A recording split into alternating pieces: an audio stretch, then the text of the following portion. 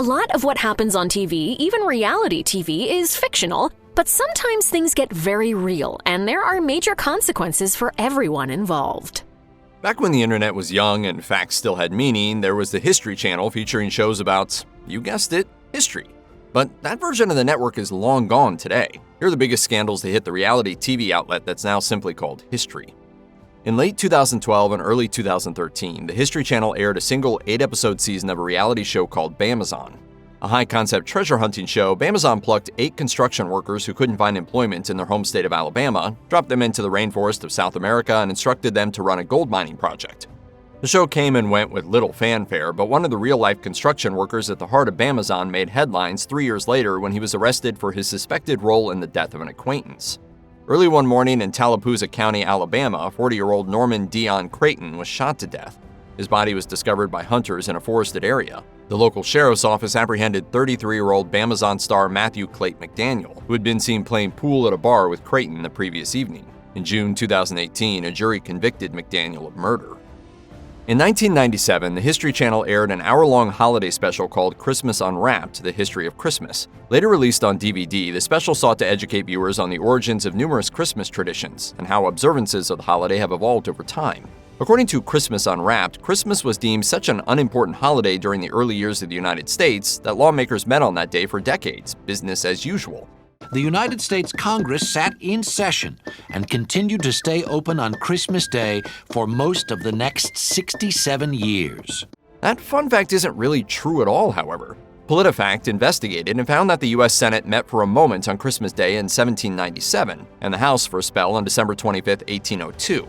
Other than those 2 instances, Congress did not meet on Christmas Day during the time period in question. However, this false fact circulated and was repeated by numerous organizations and major news outlets, including Fox News, the ACLU, and The Daily Show with Jon Stewart in 2011. After PolitiFact exposed the truth, Stewart had to apologize on air and accept that site's Truthometer rating of pants on fire.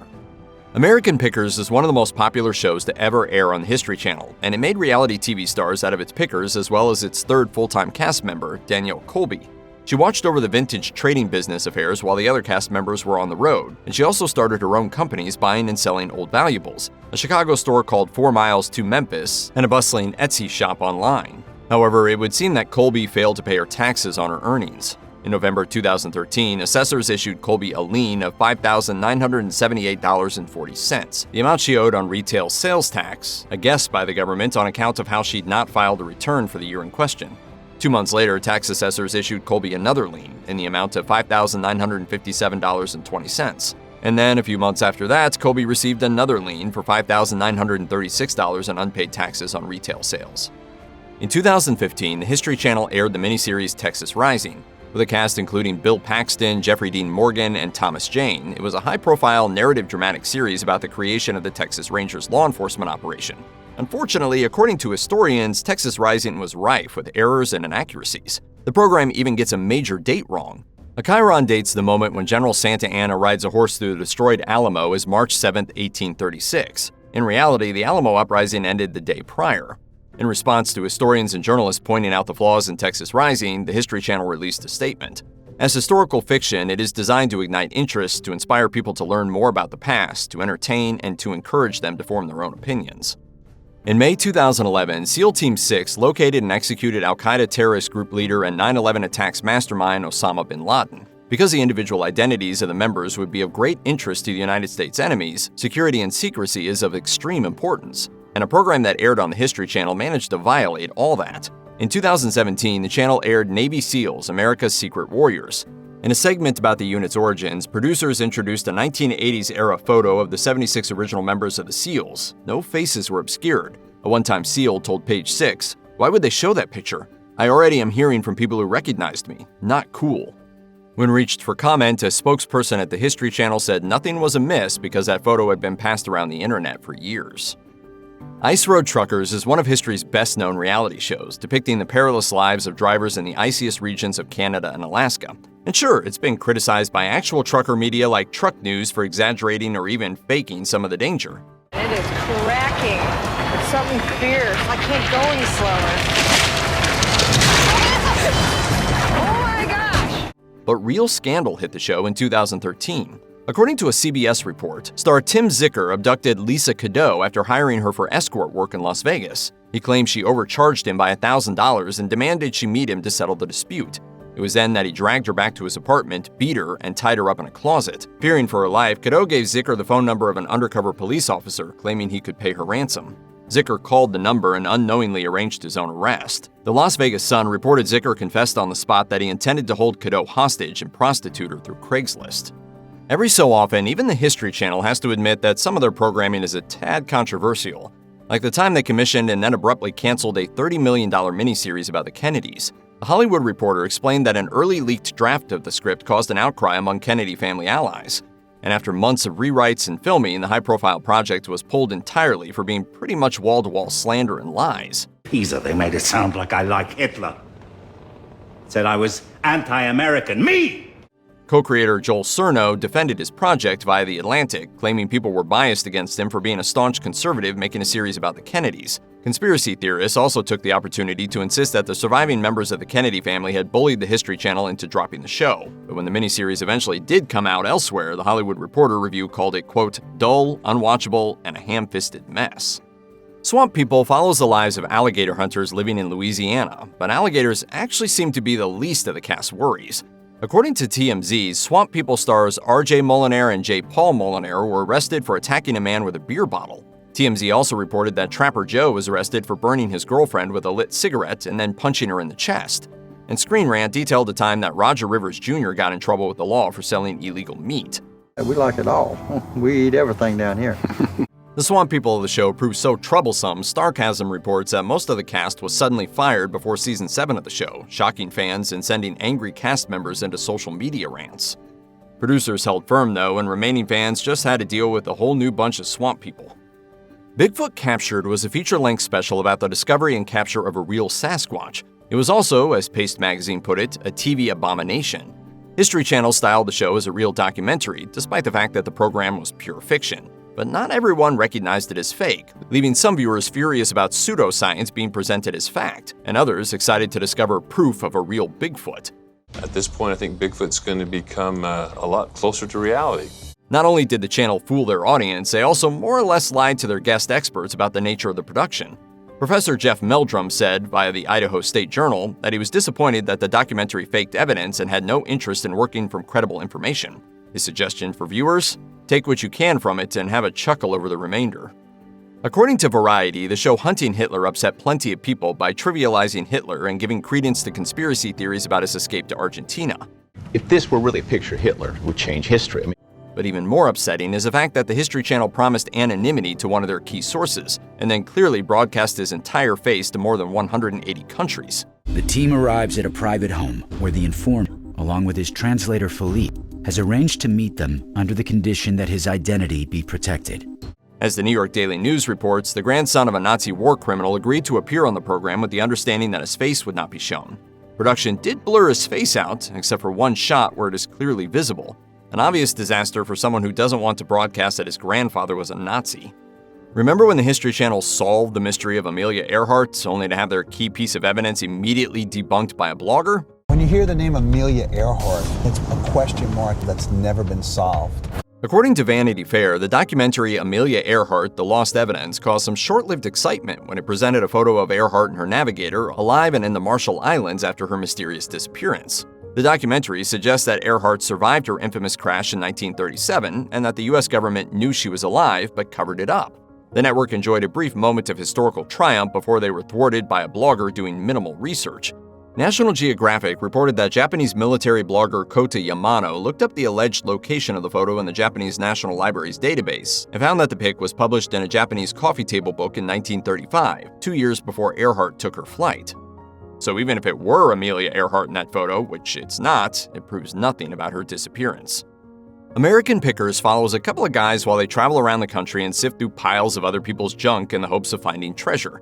The show's producers have occasionally been accused of planting the good stuff, and while we can't know that for sure, at least one of the show's 2 stars has definitely been caught doing less than upstanding stuff.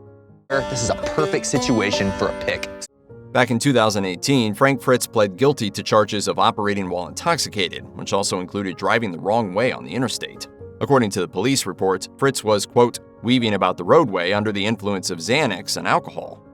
The miniseries The Bible was a huge hit for the network in 2014, except for that one slip-up where the producers cast an actor who looked a whole lot like President Barack Obama to play the devil.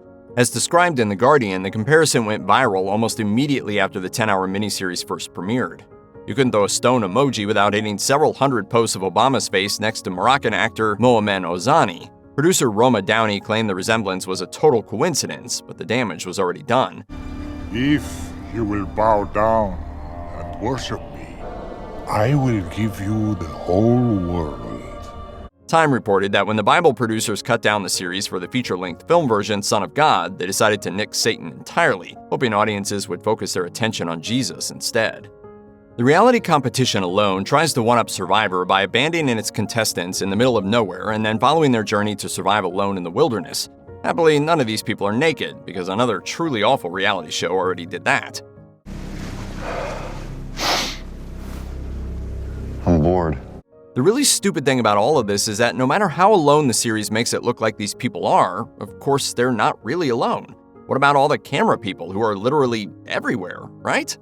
One thing that's very interesting about how the show was shot is that it's all self-documented. We may never know the truth on that, but according to E-Celebrity, contestants are not being forced to survive miles from civilization, which is what the showrunners want you to believe.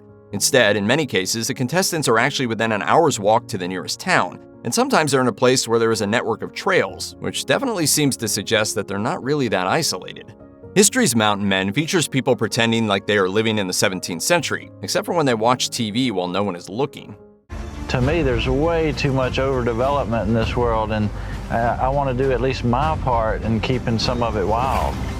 One of the stars of the show is Eustace Conway, and his deal is teaching people how to be self-sufficient and also how to be super pretentious about their self-sufficiency. His bio reads, "Like Thoreau, Eustace has gone to the woods to live deliberately, fronting only the essential facts of life, to see if he could not learn what it had to teach, and not when he came to die discovered that he had not lived." Yeah, he's that kind of guy. But when he's not being pretentious on Mountain Men, he's being pretentious on his 1,000-acre wildlife preserve in North Carolina, where he teaches people how to live in the wilderness for a mere $700 a week, or $65 an hour if you'd rather just spend an afternoon riding around in a horse-drawn carriage. According to the Wall Street Journal, the preserve was recently raided by health, construction, and fire officials, who deemed many of Conway's buildings, quote, not fit for public use. When you think of lumberjacks, you usually think of burly dudes in plaid chopping down trees, putting "wipe your butt on a spotted owl" stickers on their trucks, and maybe pressing wildflowers like in that Monty Python song. You don't typically think of them pulling stuff out of the water, because that's not where trees usually are. According to NPR, though, there was a time when lumberjacks used to float log rafts made of felled trees down the river for transport. Every now and then, the trees would fall off the raft and sink to the bottom, and they don't rot down there either. If the water is cold, the trees will stay preserved at the bottom for a long time and can eventually be salvaged. The problem is, salvaging sunken trees is not legal in the state of Washington. But that didn't stop the late Axeman star Jimmy Smith from fishing those logs out of the river on national television, which was either ridiculously arrogant or ridiculously stupid. I'm the first one in the Northwest to do this type of logging. Smith had an entirely altruistic reason for his actions, though, to protect people participating in water sports on the river. He said, "If I can save one kid or one boater, I think it's worth it." And we're sure that the money he got for those logs didn't factor into it at all. The wildly popular Pawn Stars features the supposedly real day-to-day activities of the world-famous gold and silver pawn shop in Las Vegas, but the show has been widely criticized for having a rather loose definition of reality, and the shop itself has previously gotten into trouble over some of its merchandise. According to ABC News, they may have once melted down $50,000 worth of stolen coins, but the most valuable treasures at the gold and silver pawn shop apparently are the stars themselves. HuffPost reported in 2012 that the former talent agents of the Pawn Stars stars were suing their ex-clients for switching agencies, demanding $5 million in lost commissions. The agency, Venture IAB Inc., claimed that History Channel execs had intentionally seduced the stars away from their original representation, convincing them to hire rival Michael Camacho of UTA as their agent instead and losing Venture millions in commissions. It's unclear what happened with the lawsuit, which likely means it was dismissed or settled out of court. Then there's Pawn Stars fan favorite Austin Lee Russell, better known by his stage name Chumlee. He's portrayed as a comic foil at the shop, but in non-televised reality, Chumley's life is somewhat less whimsical. As USA Today reports, police carried out a search of his house while following up on assault allegations in 2016. They didn't find evidence to convict him, but they did find drugs in his regrettably named Chum Chum room, including marijuana and meth, as well as numerous illegal firearms. According to the New York Daily News, however, the reality star was able to avoid jail time with a plea deal, despite being charged with several felonies. Ancient Aliens might hold the dubious crown of the History Channel's least historical show. It also made its way onto Southern Poverty Law Center's Hate Watch blog for showcasing white supremacist theories. Is it possible that the course of human civilization has been determined not by history's most profound thinkers, but by some external force? The idea that ancient African, Asian, and Native American architectural marvels could have only been built by some kind of alien entity isn't a new one. Hate Watch reminds us that this concept was used by Andrew Jackson to justify the Indian Removal Act of 1830 in North America. In fact, much white supremacist literature over the years has suggested that non-European civilizations didn't build any wonders of the past, and that ancient Aryans are somehow secretly responsible. Switch out Aryans for aliens, and you can see why some people find the show so distasteful. And as Hyperallergic points out, we already know how the pyramids were built. Ramps. When it comes to the Curse of Oak Island, there exists a piece of so-called evidence that we know is fake, the Oak Island map. This particular map looks like it got torn out of a journal someone purchased at the Dollar Tree, but the notes are in French. According to the show, this map is connected to a much more mysterious and valuable Templar document. Zena's map and her research I find incredible. I want to prove that it's authentic. But according to Donald Rue, who was once in possession of both of those documents, the two are unrelated. He also says that the Oak Island map is a fabrication, created by someone in the 70s. If the show's use of those two pieces of evidence is what amounts to proof, we don't really believe anything else on Oak Island. The fact that Counting Cars star Danny Koker is living a hippie-hating, muscle car-loving, masculine stereotype isn't surprising. He's a car guy, and he likes combustion engines, loud noises, and high speed. And really none of those things are compatible with a cleaner environment. Guys, I'm just not feeling this. He told the Canadian Morning Show in 2013, "Prius, I've got no use for it. If it gets 4 miles to the gallon and has 800 horsepower, I'm thrilled. We've got more oil than we can shake a stick at. The politicians are playing a game. Let's burn this stuff and have a good time." According to the Vegas tourist, Rick Dale from American Restoration was called out in 2012 for restoring a 1950s styles jukebox but failing to actually repair the thing per the original agreement. Now, it's great to have a sharp-looking jukebox, but what you really want is a sharp-looking jukebox that plays music, especially if you paid someone $4,000 to do it. But not only did Dale reportedly fail to acknowledge that the work wasn't complete, he also cashed the check and stopped returning his customers' phone calls. It's not all about the money. It's about making something that you want, your memory, alive. Sons of Liberty is what American history would look like if the Founding Fathers were all moonlighting as characters on Riverdale. Actual history recalls the Sam Adams of 1765 as a middle-aged dude with a paunch, but in Sons of Liberty, he's hot. And that's not the show's only inaccuracy. The Journal of the American Revolution listed 22 missteps within the first episode alone. This is yet another incident in a long line of treasonable acts committed by a childish and insubordinate colony. Of course, this is historical fiction, and almost every piece of historical fiction ever written contains inaccuracies. It's called creative license. Just don't believe everything you see on history.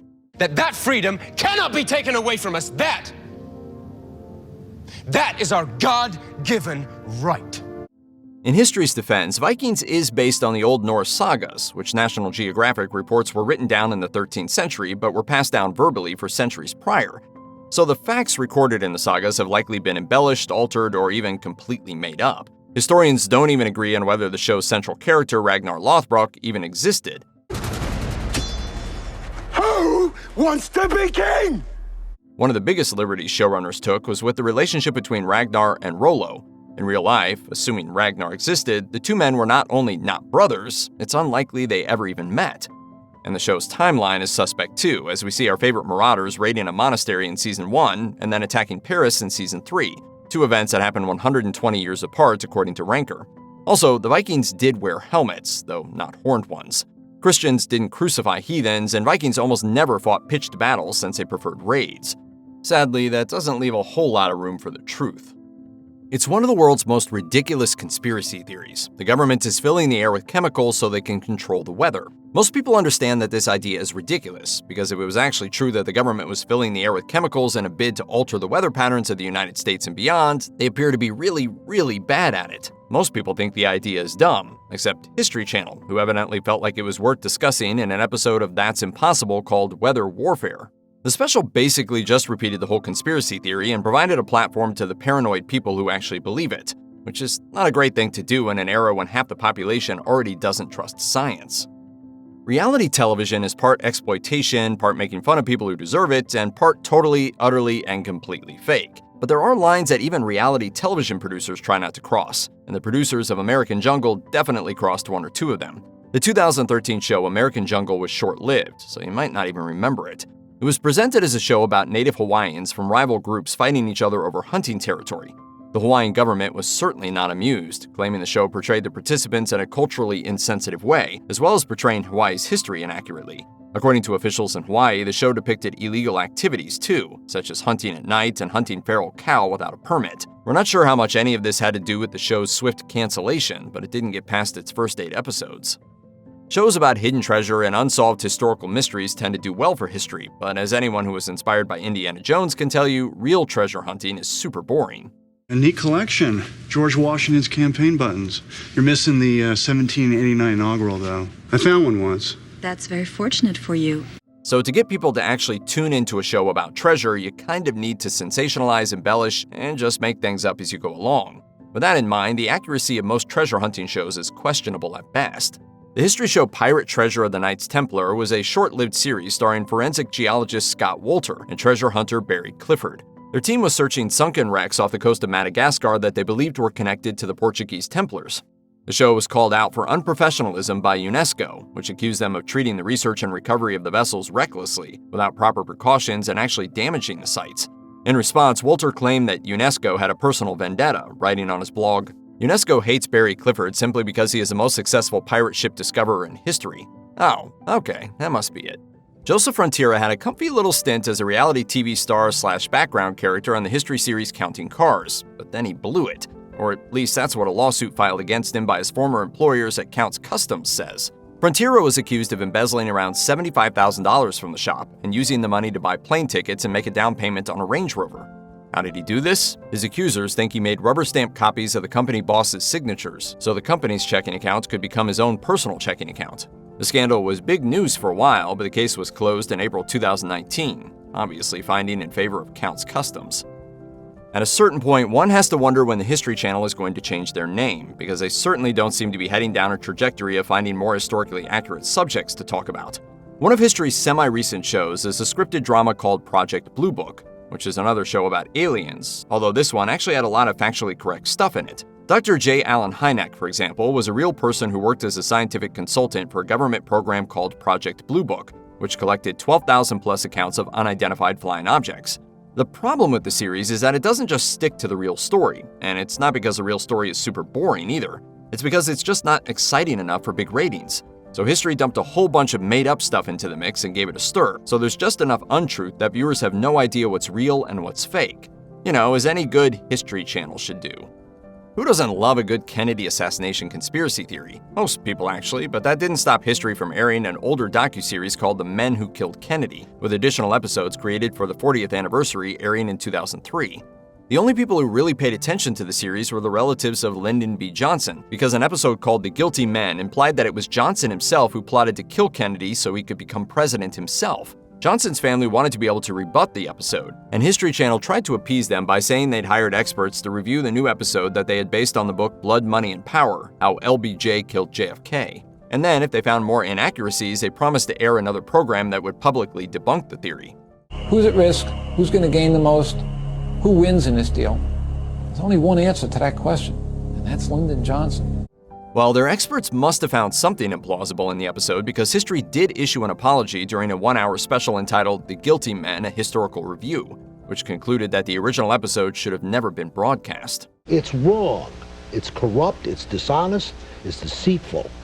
And which this film is in its entirety. History's The Secret of Skinwalker Ranch was supposed to be a level-headed scientific analysis of the weird things that happened on the infamous Sherman Ranch in Utah. But when you really sit down and watch the show, you begin to suspect that maybe the team is just using science to try and back up what they already think they know is happening. Look at that. It looks like an object above the tree. And it happens right when the cow moves, raises up. There's even an astrophysicist on the program, but even his theories seem to lean more religious than scientific. By episode 2, viewers were already hate tweeting and abandoning the show in droves, with one disappointed viewer writing, "What investigation? It's just a bunch of dudes playing with high-tech toys." The Knights Templar had a cool name. They were mysterious, they were powerful, and they probably looked awesome in chainmail. The Knights were originally supposed to protect pilgrims crossing into the Holy Land, but they ended up being much more than just bodyguards. They also acquired the blessing of the Pope, who exempted them from taxes and other rules that applied to non-Templars, so they eventually became unusually rich. So rich that they set up a bunch of banks so pilgrims could withdraw money once they were in the Holy Land and not have to worry about getting robbed en route. Yes, the Knights were bankers. Not so according to history's Nightfall, though. In Nightfall, the Knights Templar are an elite fighting force, have a lot of affairs, and get sweaty but somehow still manage to stay Hollywood attractive under all the blood. The show kind of has to embellish the Knights because they probably weren't really an elite fighting force so much as a powerful financial institution, and King Philip IV of France probably took them down because he owed them money. You might get a few guys on Wall Street to tune in for that version of the show, but history's viewers may actually prefer the fiction in this case. Somehow, the title The Men Who Built America made it past history's team of whoever it is that stops terrible titles from happening.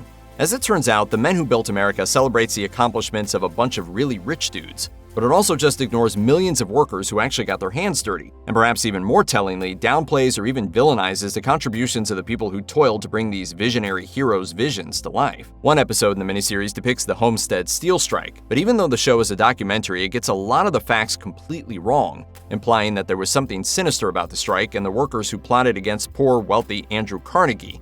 And so it goes on, asking viewers to venerate all those wealthy men because they built some cars and bridges and loaned a lot of money to people. History doesn't exactly shy away from the morbid or tasteless, so it should have surprised no one when they publicly announced they'd be making a documentary that would end spectacularly with the exhumation of a corpse. John Dillinger was a gangster who gained infamy in the 1930s for robbing banks and also being handsome. The end of Dillinger's story is that he was taken down by the FBI and then buried under 3 feet of concrete. And ever since, there are people who say it wasn't really John Dillinger who got shot by the FBI that night.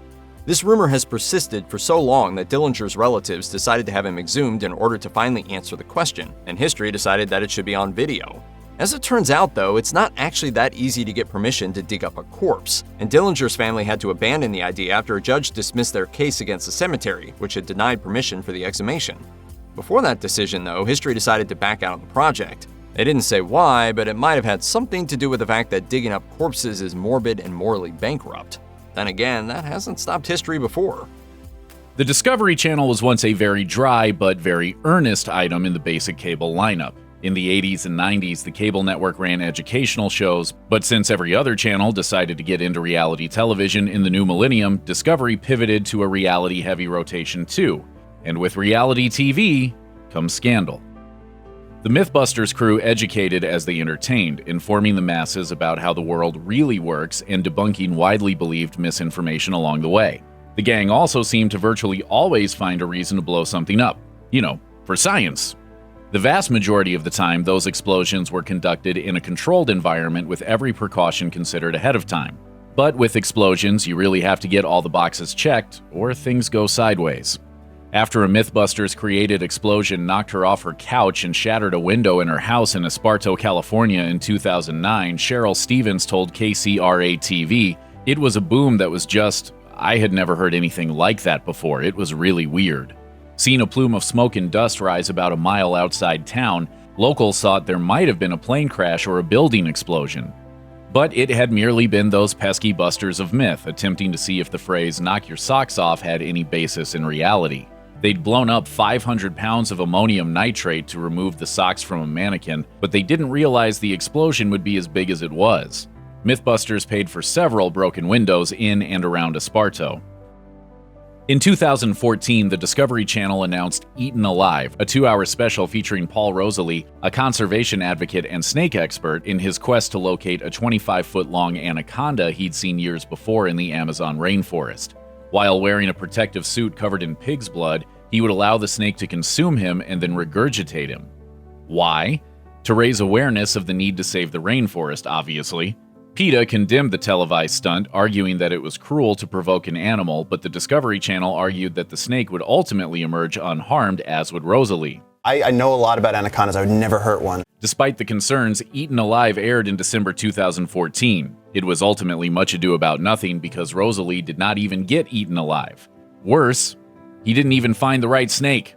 After traipsing around the jungle, he had to settle for a 20-foot anaconda. With 10 minutes left in the show, he approached it in the water and successfully provoked it. Its mouth closed around Rosalie's head and started to crush his arm, which is when Rosalie freaked out and called for his crew to shut down the stunt and pull him out of the snake's fatal clutches.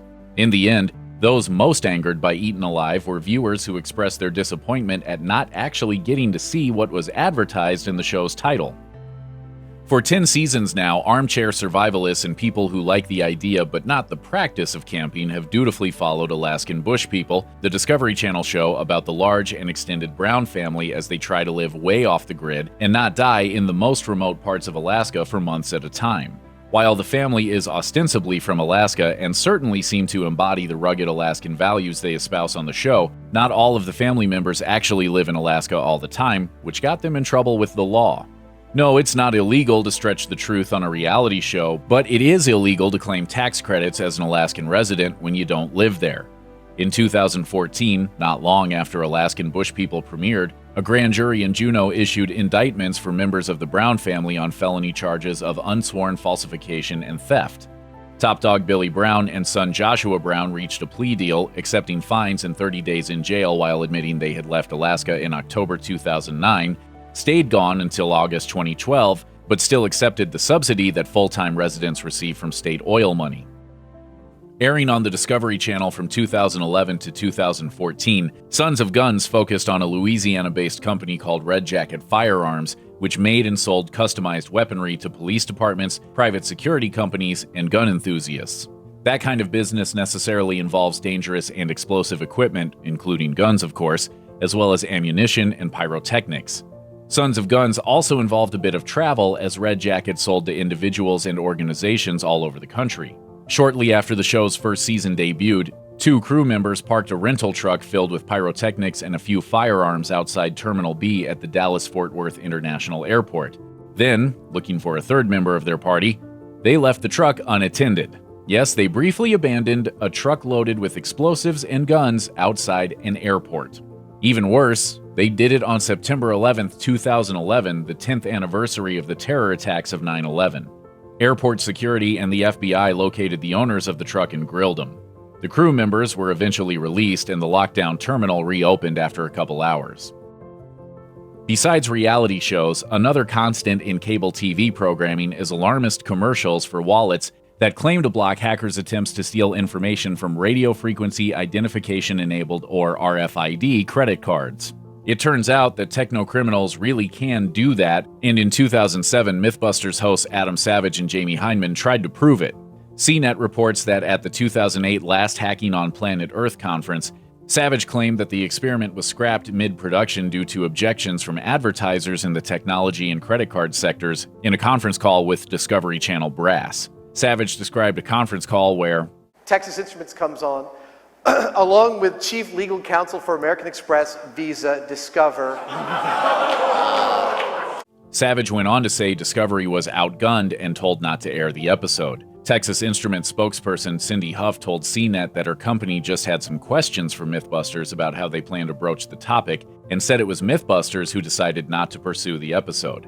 After that, Savage had to retract some of his wording, saying, "I have to admit that I got some of my facts wrong." He revealed that he hadn't actually been on the conference call.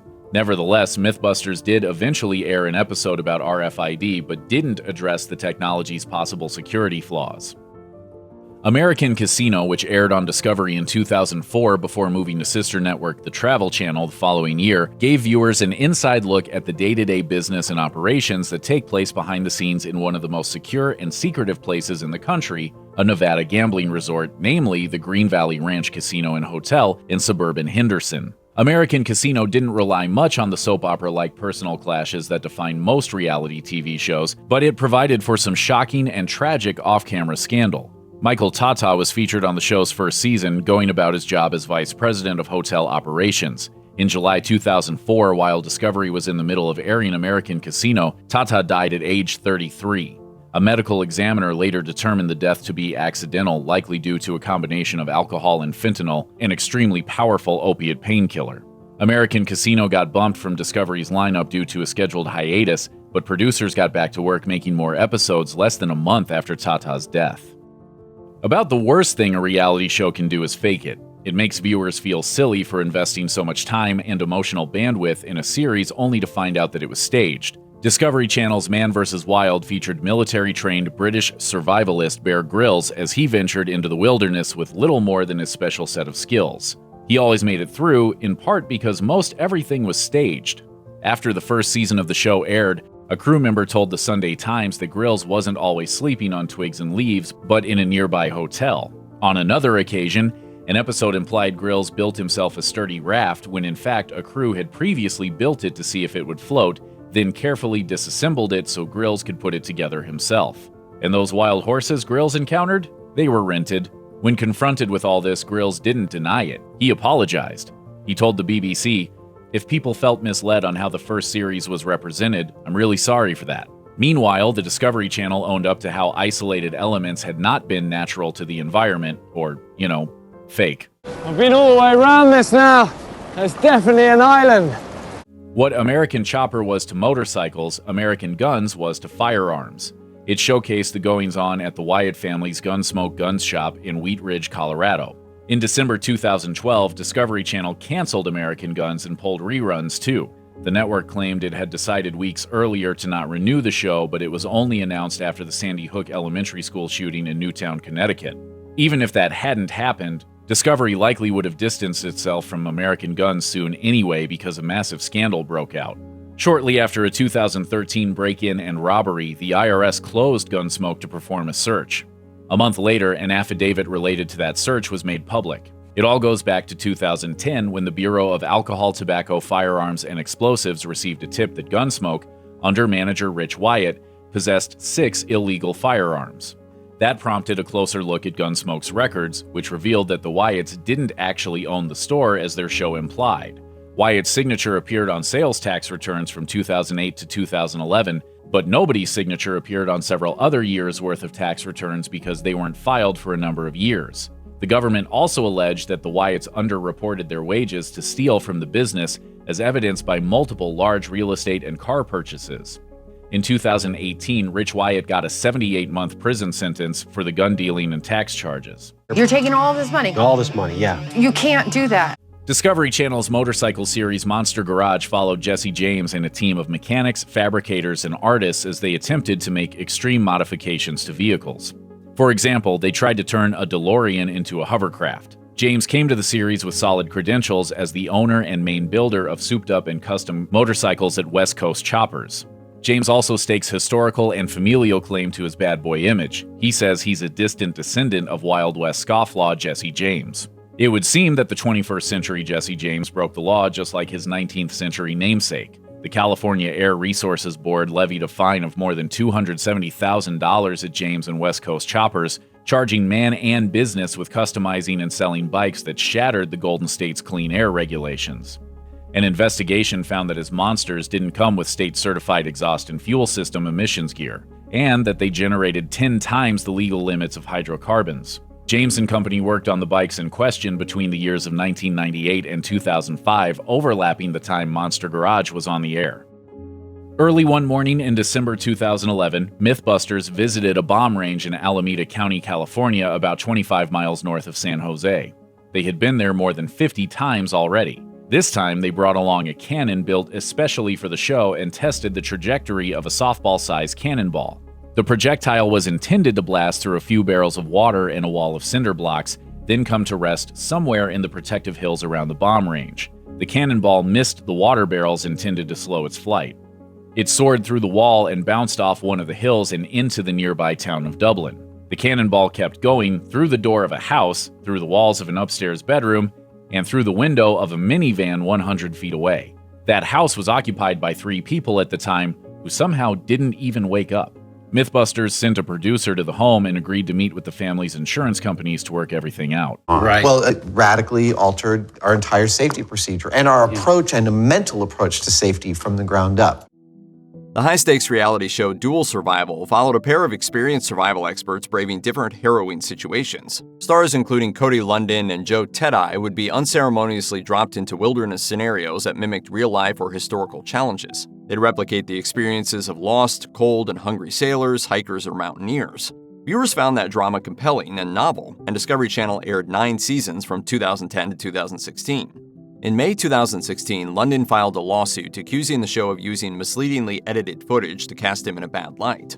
He claimed one sequence depicting London wasting much-needed matches by tossing them into the water was staged by producers. He said scenes like that one prevented him from getting further work. They can run it, and they can face the consequences. It's that simple. London also claimed that Ted-Eye, an ex-CIA agent, threatened him into behaving on camera and showed him pictures of people he claimed he killed during his spy days, implying he'd do the same to London. While filming in Norway, London says Ted-Eye said he submerged him in snow while holding an ice axe. In Hawaii, London said his co-star contemplated stabbing him with a spear. Ted-Eye denied all the accusations, and the Discovery Channel successfully beat London's claims in court. In 2006, Discovery Channel began airing Man vs. Wild, which would quickly become a star-making cultural phenomenon. UK-born Special Air Service parachuter and combat survival expert Bear Grylls would travel to some of the world's most extreme environments and use his elite skills to survive.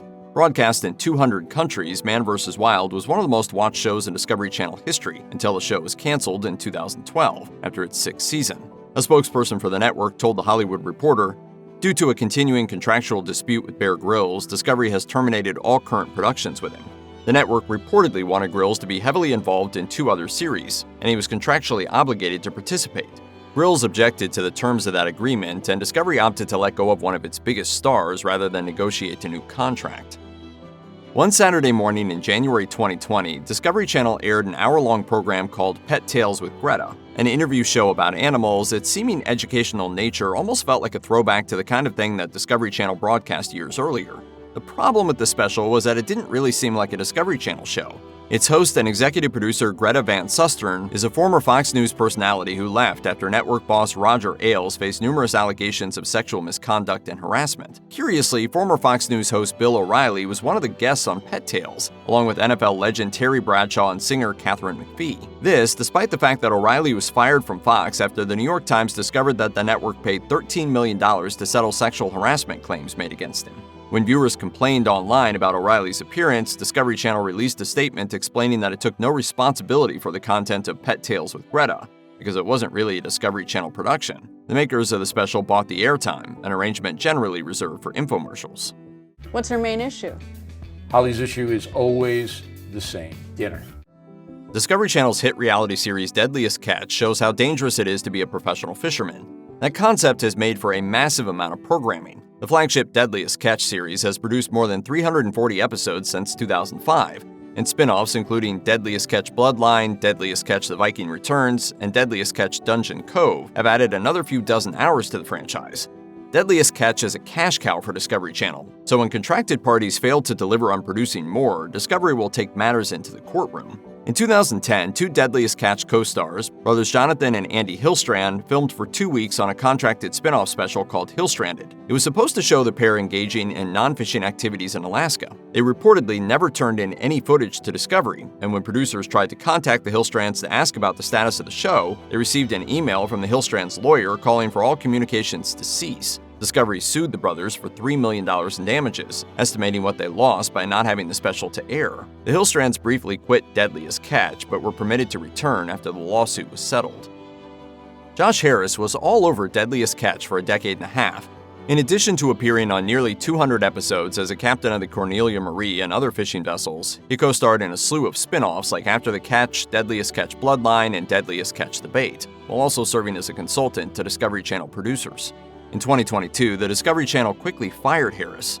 News of a series of ugly criminal events from 1998 surfaced. Harris was 15 or 16 years old when he was arrested and charged with multiple acts of sexual assault against the 4-year-old daughter of a neighbor. DNA evidence linked Harris to the crimes, and he arranged a plea deal. He served 9 months and agreed to a psychological exam for assault and immoral communication with a minor. Nick Mavar was a deckhand on Deadliest Catch. He appeared on the very first episode of the reality show in 2005 and continued to pop up through episodes that aired through 2021. He stopped working on the show after suffering a near-fatal medical emergency during filming. Mayvar worked on board the FB Northwestern, where during a 2020 expedition, his appendix ruptured. He had multiple serious and long-standing infections, surgeries, and underwent treatment for cancer because his appendix contained a cancerous tumor. I'm afraid to go out to sea without him, quite frankly. I didn't think this day would ever come. He blamed inadequate medical care for his appendix issue. He filed a lawsuit in Washington state against FB Northwestern owners Hansen Enterprises in December 2022, seeking $1 million. In May 2023, Hansen Enterprises then sued Deadliest Catch producers Original Productions and medical provider Trifecta Solutions, saying that they are the ones who should pay a settlement to Mayvar, along with the legal fees incurred defending themselves against the deckhand's suit. In 2009, the Discovery Channel's affiliate network in Singapore aired a commercial for a tourism program called Enigmatic Malaysia. The ad, produced by the Discovery Channel on behalf of the Malaysian government, included lots of images meant to represent the Asian nation, including some pendet dancers. This implied that pendet is historically and culturally Malaysian art, but it isn't. The dance is part of the cultural traditions of Bali, which is part of Indonesia, not Malaysia. Protests broke out in Bali over the Malaysian government's cultural appropriation. A Bali government counselor told the Jakarta Post, "They are trying to claim the pendet, which is a sacred and original dance from Bali, as their own." The Discovery Channel sent a letter of apology to both the tourism bureaus of Malaysia and Indonesia for mixing up the origins of the dance. There are tons of reality shows about people trying to survive in the wild, but only one show goes all the way, denying participants modern conveniences and also their clothes. That's Discovery Channel's Naked and Afraid. Despite a bunch of unclothed, fit people hanging around together in the middle of nowhere, Naked and Afraid is hardly titillating. These people are indeed terrified, be it of wild animals, starvation, exposure, or freezing to death. They're too busy hunting for shelter and modesty-providing leaves to really work on their budding relationships. The nudity is also censored. 1 Million Moms, an organization with a stated goal of fighting indecency in the media, encouraged its members and supporters to boycott Naked and Afraid upon its 2013 debut. The group also demanded that Discovery Channel cancel the show because they believed it to be filthy. 1 Million Moms said in a statement, "Discovery should be ashamed to air nudity and then call it entertainment." Discovery never responded to the boycott, nor has it canceled Naked and Afraid as of the making of this video. Discovery, the parent company of the Discovery Channel, finalized its purchase of Warner Media from AT&T in May 2021. It wasn't a quick, easy, or cheap merger. In fact, it cost $43 billion. Discovery announced that it would install its CEO David Zaslav as the head of the new firm, the renamed Warner Brothers Discovery. In late 2021, 30 members of Congress sent a letter to Attorney General Merrick Garland and Justice Department antitrust lead Jonathan Cantor stating reservations over the merger. The letter read in part, "The merger threatens to enhance the market power of the combined firm and substantially lessen competition in the media and entertainment industry, harming both consumers and American workers." In February 2022, the merger got approval from both the DOJ and the company's shareholders. Warner Brothers Discovery quickly went on a cost-cutting spree, laying off thousands of employees, ending multiple TV series, and shelving already completed movies. In April 2023, 4 members of Congress once again asked Garland and the Justice Department to take another look at the deal because of the detrimental effects of placing HBO and the Discovery Channel, among other entities, into one company. The reality series Sons of Guns followed the day-to-day business at Red Jacket, a family-owned weapons shop in Louisiana run by William Hayden. The show was abruptly canceled after police in Baton Rouge arrested Hayden on charges of sexual assault against a minor. A second victim testified that Hayden had assaulted her in the early 1990s, and Hayden's daughter also accused him of the same crime. In 2017, Hayden, once one of the biggest stars on the Discovery Channel, was found guilty of forcible and aggravated rape. He was sentenced to 3 simultaneous life sentences and an additional 40 years. Just after Hayden's arrest, Chris Ford, another member of the cast, was also charged with cruelty to juveniles. His wife, Hayden's daughter Stephanie Hayden Ford, was also charged with being a principal to cruelty to juveniles. William Scott, who fathered a child with Stephanie, accused Chris of hitting that child, then 9 years old, with a belt so savagely that it left substantial bruising. Chris was arrested again in 2020 for domestic battery after videos emerged showing him pushing and choking a woman while threatening to kill her. For almost 100 years, the films of Warner Brothers have captivated audiences around the world. Behind the scenes, however, the studio has found itself at the heart of some of Hollywood's most devastating scandals. These are some of the very worst. Following the runaway success of Marvel's shared cinematic universe, Warner Brothers decided to create their own, using some of the most popular superheroes from DC Comics. Unfortunately, the DC Extended Universe has failed to capture even a fraction of the MCU's wild popularity, and the franchise's earliest movies were the most troubled of all. One of the primary characters from the early run of DCEU movies was the superhero Cyborg, first appearing in Batman vs. Superman: Dawn of Justice and later returning for Justice League. Actor Ray Fisher has had much to say about his experience with the role, especially during filming on that second movie. On June 29, 2020, Fisher sparked controversy when he accused Justice League director Joss Whedon of acting abusively towards his colleagues during filming. Fisher tweeted, "Joss Whedon's on-set treatment of the cast and crew of Justice League was gross, abusive, unprofessional, and completely unacceptable." Fisher also accused Warner Brothers executives John Berg and Jeff Johns of enabling the director's problematic behavior. Warner Media quickly announced that they would investigate the actor's claims, but the scandal only grew as the studio accused Fisher of being uncooperative during the investigation, after which he provided evidence to the contrary. Fisher's claims were finally vindicated in February 2021 when a number of other actors, including Buffy the Vampire Slayer stars Charisma Carpenter and Sarah Michelle Gellar, levied their own accusations against Whedon. The Me Too movement exposed a number of Hollywood actors, producers, and directors for engaging in inappropriate and even criminal behavior against women in the industry. One such figure was the chairman-CEO of Warner Brothers, Kevin Tsujihara. Tsujihara, who was promoted to the head of the studio in 2013, was found to be having an extramarital affair with actress Charlotte Kirk, and that's just the half of it. The relationship between Kirk and Tsujihara allegedly began through a mutual colleague, Australian businessman James Packer. Packer and Kirk met in November 2012, when he was 45 and soon to be divorced, and she was a 20-year-old struggling actress. The pair soon began a relationship. Packer then introduced Kirk to Tsujihara in September of the following year, and text messages later showed that Packer then coerced the actress into embracing Tsujihara's sexual advances. It was subsequently revealed that, under pressure from Kirk herself, Tsujihara had been promising the actress auditions and roles on a number of Warner Brothers projects. The issue had first been investigated in 2017, but it wasn't until 2019 and the rise of Me Too that the dam finally gave away. Tsujihara resigned from his position in March of that year. John Barrymore was one of the first great American film stars. Sadly, despite being one of Warner Brothers' most enduring and bankable stars, the actor suffered from alcoholism all his life, an illness that would eventually destroy the pristine image he had established in Hollywood. Nicknamed the Great Profile, Barrymore was a star of both stage and film. His parents, Maurice and Georgiana, were stage actors, while his siblings, Ethel and Lionel Barrymore, both found stardom in Hollywood. Unlike their brother, Ethel and Lionel even won Oscars during their careers, but neither achieved quite the level of critical recognition that he did. Barrymore found his greatest success in the silent movie era and with the talkies that followed in the 1920s and 30s. He had mastered the world of theater decades earlier, however, and it was during that time he famously took on the lead roles in Shakespeare's Hamlet and Richard III.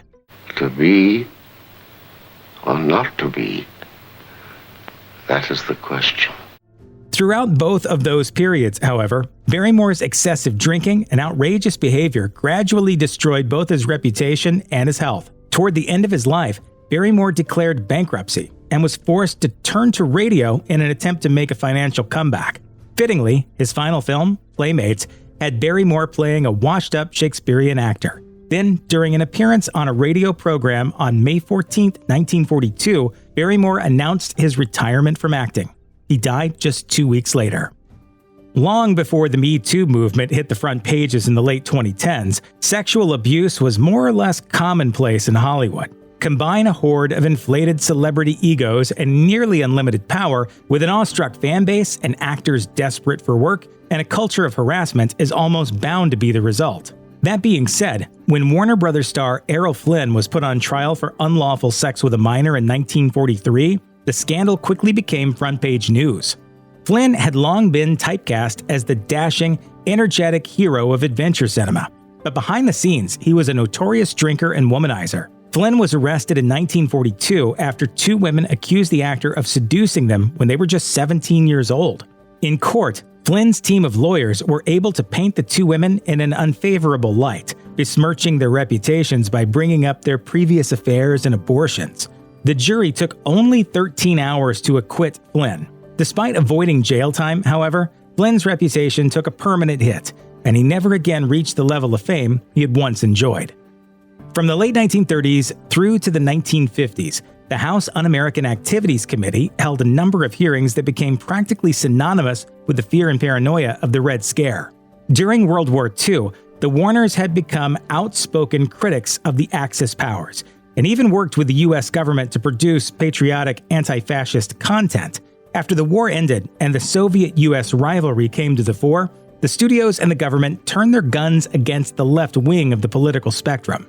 Less than 2 months following the end of World War II, striking workers at Warner Brothers fought non-strikers as the former group blocked the employee entrance, resulting in a number of injuries. The day became known as Black Friday, and neither Warner Brothers nor the government would soon forget the event.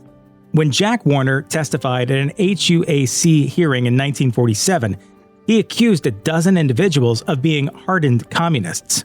However, not only were many of the accused not communists, but at least one, the screenwriter Howard Koch, was only named by Warner as revenge for his involvement in the strike of '45. Whatever Happened to Baby Jane is one of Hollywood's most iconic films, due in part to the bitter rivalry between its two leads, Bette Davis and Joan Crawford. The feud between the two actresses began decades prior to the making of the 1962 film. When Davis first entered the movie industry, Crawford was already an established star, with a glamorous Hollywood marriage to actor Douglas Fairbanks Jr. to boot. In 1933, Davis's film, Ex-Lady, was about to be announced by Warner Brothers as the first with her name above the title. Suddenly, however, Crawford announced her divorce from Fairbanks, stealing the headlines and crippling the film's promotion. 2 years later, Crawford married actor Franchot Tone, with whom Davis had worked and fallen in love that same year. By the time the two paired for Baby Jane, they had spent decades trading jabs and spreading rumors. Inevitably, the set itself became a battleground. They spent nights complaining about each other to director Robert Aldrich, openly spoke ill of one another on set, and even physically hurt each other while filming. Then, at the 1963 Oscars, Crawford got the last laugh, when Davis lost the Best Actress award to Anne Bancroft. Bancroft was absent that night, so none other than Crawford herself arranged to accept the award in her place. She went to all the New York nominees and said, if you can't get out there, I'll accept your award. And please do not vote for her.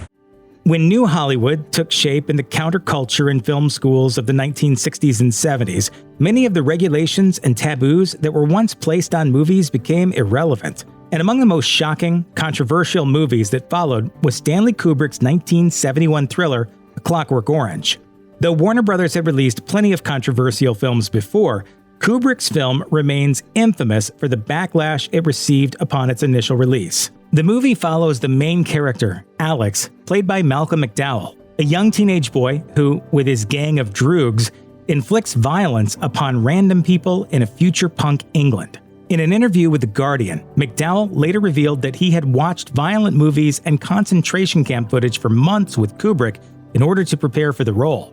Upon release, British officials lobbied to have A Clockwork Orange cut from circulation for fear teens would mimic the violence it portrayed. Following a handful of incidents of young people committing crimes and the film being blamed for those incidents, Kubrick and Warner Brothers withdrew the movie from release in 1974. A Clockwork Orange had also been banned in South Africa and Brazil, and had to be cut down significantly to appease the censors in Argentina. In the end, the British film authorities gave the movie the rarest and most severe classification, an X rating. A great number of tragedies have befallen former child stars. Most often, this comes down to a combination of an unstable home life, a reliance on individuals who don't have the child's best interest at heart, and the development of a number of unhealthy addictions and beliefs. Unfortunately, one of Hollywood's greatest actresses, Natalie Wood, experienced all this and more. Wood's abuse began in her own home by her overbearing mother, Maria Gurdon, who pushed the child into acting at the young age of 5. In one emotional episode, Gurdon tore the wings off a butterfly to make her daughter cry on cue. Then, while filming The Green Promise in 1949, a 10-year-old Wood suffered a broken wrist during a scene. Her mother forced her to hide the injury, and her wrist never healed correctly. Wood hid the protruding bone with bracelets for the remainder of her life. By the age of 14, Natalie had appeared in over 20 films. During her teen years, in which she was signed with Warner Brothers, Wood was coerced into relationships with much older men, such as Frank Sinatra and Nicholas Ray, her director on Rebel Without a Cause.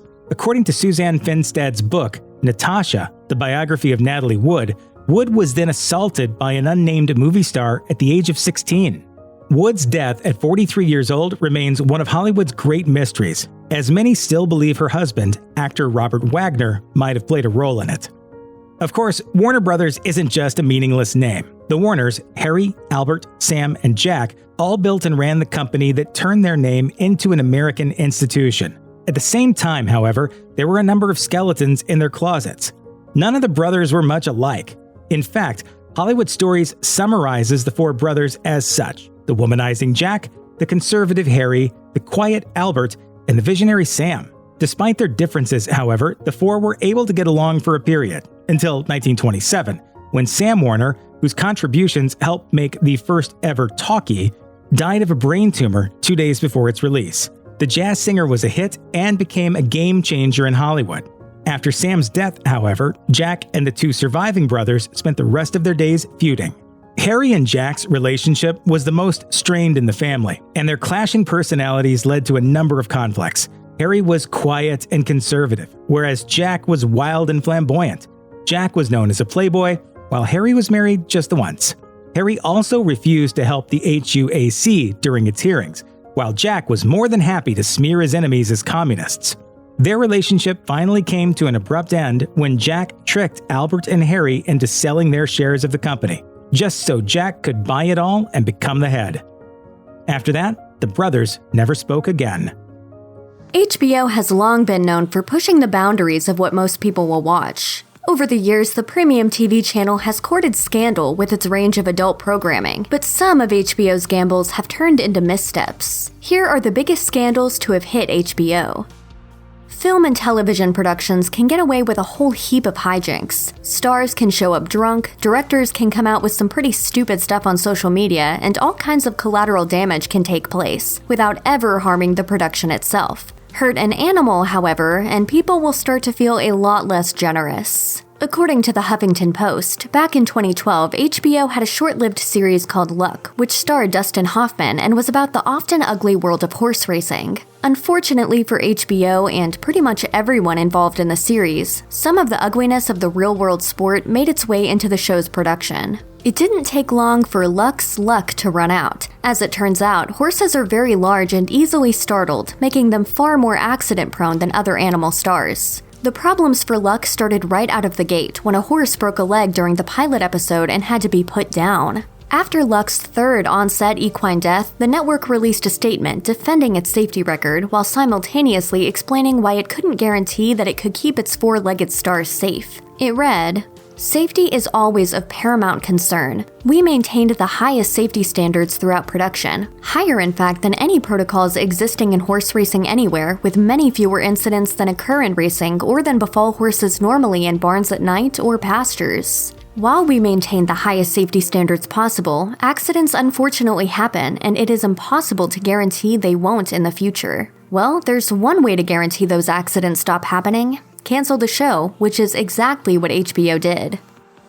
Yeah, Louis C.K. said something offensive. Big deal, right? These days, it feels like the contentious comedian can't even open his mouth without stirring up controversy. This time, though, it wasn't just C.K. being offensive. It was also Chris Rock and Ricky Gervais, while Jerry Seinfeld looked on in disgust. According to USA Today, the incident happened in 2011 on an HBO special called Talking Funny. On the show, Chris Rock told CK he was the blackest white guy I know, causing CK to inexplicably come back at him with a serious racial slur. You're saying I'm a Yes. Instead of staring on in horror as CK took the joke too far, Rock then responded in turn, and then even more inexplicably, Ricky Gervais cracked up, and not in an uncomfortable or shocked kind of way either. Only Jerry Seinfeld seemed uncomfortable. I don't think he could do that. What? I don't think he has those There's qualities. only two. And then, as Rock and CK went on to explain why it's okay for them to use that word, Seinfeld seemed to resign himself to his co-star's attempts at humor. You found the humor of it. Yeah. I haven't found it. Right. Nor do I seek it. Curiously enough, this incident didn't cause many waves on social media at the time, but came to light years later after CK was caught up in another career-wrecking scandal. How he got away with it in the first place, however, is anyone's guess.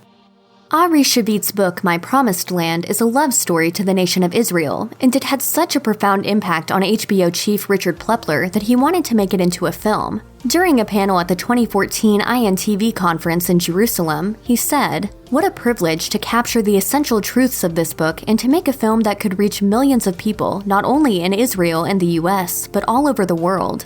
Then, a reporter named Danielle Barron came forward with a story. She didn't exactly name Shavit as the man who, quote, lurched at her like a barnyard animal, but she did say her attacker was a well-known Israeli journalist who had just written an important book. Everyone sort of figured it out regardless, and Shavit insisted it had all been what he called a misunderstanding. Then a second woman came forward with similar accusations, and Shavit kept on insisting he had no idea his actions would upset anyone, and that he was very sorry. It was too late for HBO though, which was already in the end stages of the My Promised Land documentary. In a 2016 statement, the network said, "There's nothing more to say at this time except that this project is in the post-production/editing stage." In late 2017, 2 more women came forward with accusations against Shavit. As of 2019, My Promised Land is still not listed among HBO's offerings. TJ Miller, who starred in the HBO series Silicon Valley, has been wrestling with the same misconduct allegations since before he was a star. The accusation comes from an anonymous accuser who says Miller hit, choked, and sexually assaulted her while the two were in college. Miller denies it all, and he even issued a statement to the Daily Beast that basically said his accuser was using the current climate as a place to, in his words, bandwagon, despite the fact she kept her identity secret. Miller said, "It is unfortunate that she's choosing this route as it undermines the important movement to make women feel safe coming forward about legitimate claims against real known predators." Unfortunately for Miller, the Daily Beast tracked down people who could corroborate the details of his accuser's story, although the original incident was handled by the student court at the university, and privacy laws prohibited them from discussing the outcome. Miller graduated early, but was also expelled after he graduated, which seems to indicate that something didn't go well for him. By the time the accusations resurfaced, TJ Miller was no longer working on Silicon Valley, so HBO got off the hook by issuing a simple statement. There were no reports of sexual misconduct during TJ Miller's time working at HBO.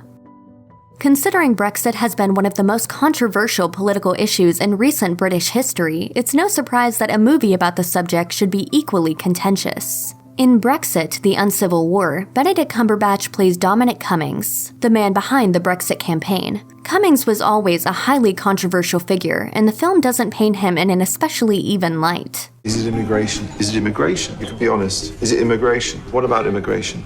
Is it race? Is it different races not mixing? Is it race not being integrated? Of course, if you're a Brit who did vote for Brexit, the Uncivil War's depiction of Cummings isn't going to put your beliefs in a particularly sympathetic light either. But even the film's timing is controversial, because in the real world, there's an ongoing investigation into the tactics of the pro-Brexit campaign, and some critics say the film could inadvertently interfere with that.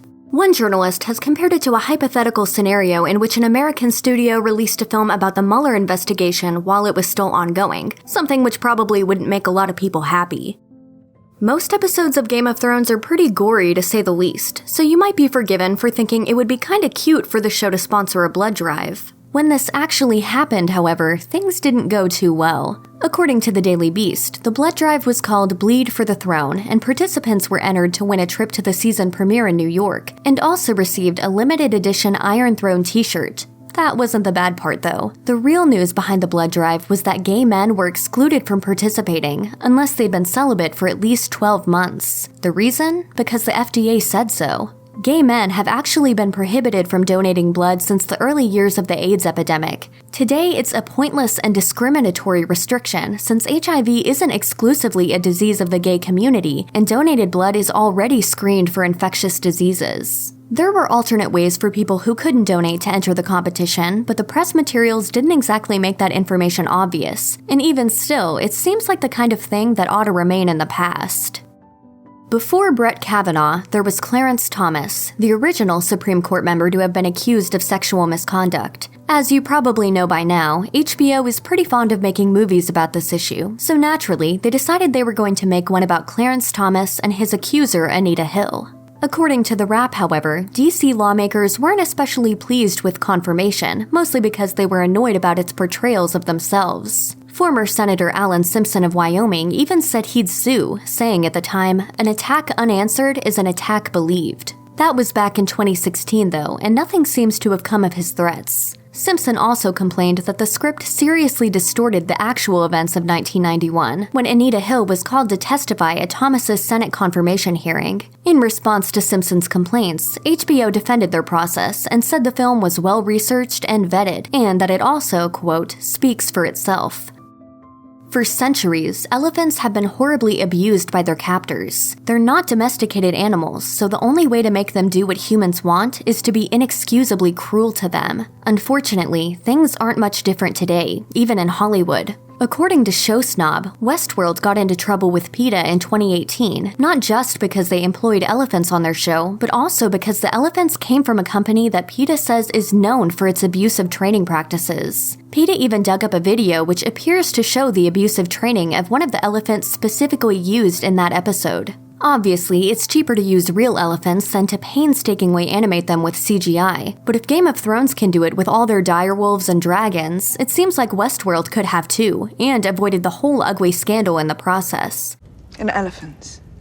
No elephants, Your Grace. That's disappointing. The American Broadcasting Company first hit the airwaves back in 1943 and has been a steady presence on both the TV and radio ever since. Over the years, however, ABC has endured a number of foul-ups and controversies. These are the massive scandals that rocked ABC hard. Project Veritas is a controversial far-right organization that is notorious for going after traditional news outlets and politically liberal candidates and organizations. In 2019, they released a video that seemed to cross political lines in a rare moment of solidarity. The video depicted an ABC News anchor candidly complaining that her bosses had prevented her from publishing the now infamous Jeffrey Epstein story for 3 years. With cameras rolling but not broadcasting, anchor Amy Robach said, "The palace found out that we had her whole allegations about Prince Andrew and threatened us in a million different ways. It was unbelievable what we had. I tried for 3 years to get it on to no avail, and now it's all coming out, and I freaking had all of it." Robach later walked back her comments, saying she had been, quote, "caught in a private moment of frustration." She said, "In the years since, no one ever told me or the team to stop reporting on Jeffrey Epstein." A separate statement released by ABC claimed, "At the time, not all of our reporting met our standards to air, but we have never stopped investigating the story." Matt Gutman joined ABC in 2008. Since then, he has reported from 40 different countries around the world, garnering multiple awards for his journalism, and for the last several years has been chief national correspondent for some of ABC's most important news programs. Gutman is based in Los Angeles and was one of the first to report on the sudden death of basketball legend Kobe Bryant in a helicopter crash in January 2020. As the news was still breaking and details about the tragedy were still trickling out, Gutman reported that Bryant and all 4 of his children were among the dead. Social media was already awash with grief for the Lakers star, which quickly turned into outrage over Gutman's erroneous report. He later apologized on air. The coroner is going to make the final determination of who exactly was on that plane, but again, I apologize for those remarks earlier. Gutman apologized again on social media the next day. Then, a few days later, he apologized yet again, accepting personal responsibility in a statement to the media. But that didn't stop ABC from issuing their own affirmation. The company said, "Reporting the facts accurately is the cornerstone of our journalism." As he acknowledged on Sunday, Matt Gutman's initial reporting was not accurate and failed to meet our editorial standards. Roseanne was an ABC sitcom chronicling the middle-class crudities of the titular heroine and her family. One of the network's most popular shows in the 90s, it was revived in 2018 with most of the original cast, including Roseanne Barr. Barr has always been something of a controversial figure, however, both in and out of the show. The show regularly courted controversy with episodes on hot-button topics like homophobia, racism, and abortion. But Barr has also had a history of controversy, having made a number of troubling comments over the years. Still, the show made a triumphant return to ABC in 2018, attracting an unprecedented 18.2 million viewers with its first episode and becoming the most-watched series of the broadcast season. However, about a week after ABC's announcement that another new season had been ordered, Barr sent a racist tweet to an advisor to former President Barack Obama. She later deleted the tweet, apologized profusely, and said she had been, in her words, ambient tweeting. Barr's apologies didn't do her much good. Not only was the next season of Roseanne canceled, but ABC launched The Conners, a spin-off series soon after, and had her character killed off for good measure. George Stephanopoulos is one of ABC's most prominent news personalities. He joined the network in 1997, coming directly from the White House, where he was President Bill Clinton's senior advisor for policy and strategy. But Stephanopoulos' relationship with the Clintons would become a source of embarrassment for ABC in 2015, when it was revealed he had been donating $25,000 a year to the Clinton Foundation.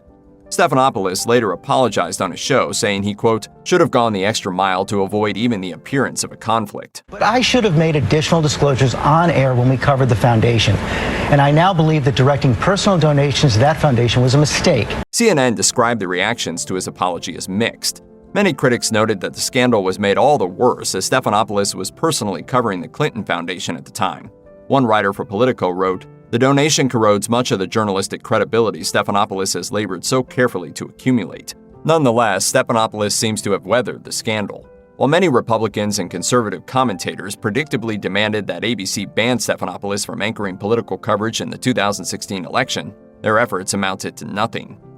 Breaking stories are notoriously difficult to cover accurately, especially when the event in question is violent and chaotic. Take the July 2012 mass shooting at a movie theater in Aurora, Colorado, for example. During a midnight showing of The Dark Knight Rises, a man opened fired on hundreds of moviegoers, killing 12. During ABC News' initial report into the shooting, the company claimed that it had correctly identified the suspect because the reporters had called his mother, who had confirmed it. The mother subsequently disputed the report, however, saying that the reporters had misunderstood her when she said, quote, "You have the right person," which was actually a reference to her identity over the phone, not her son's as the killer.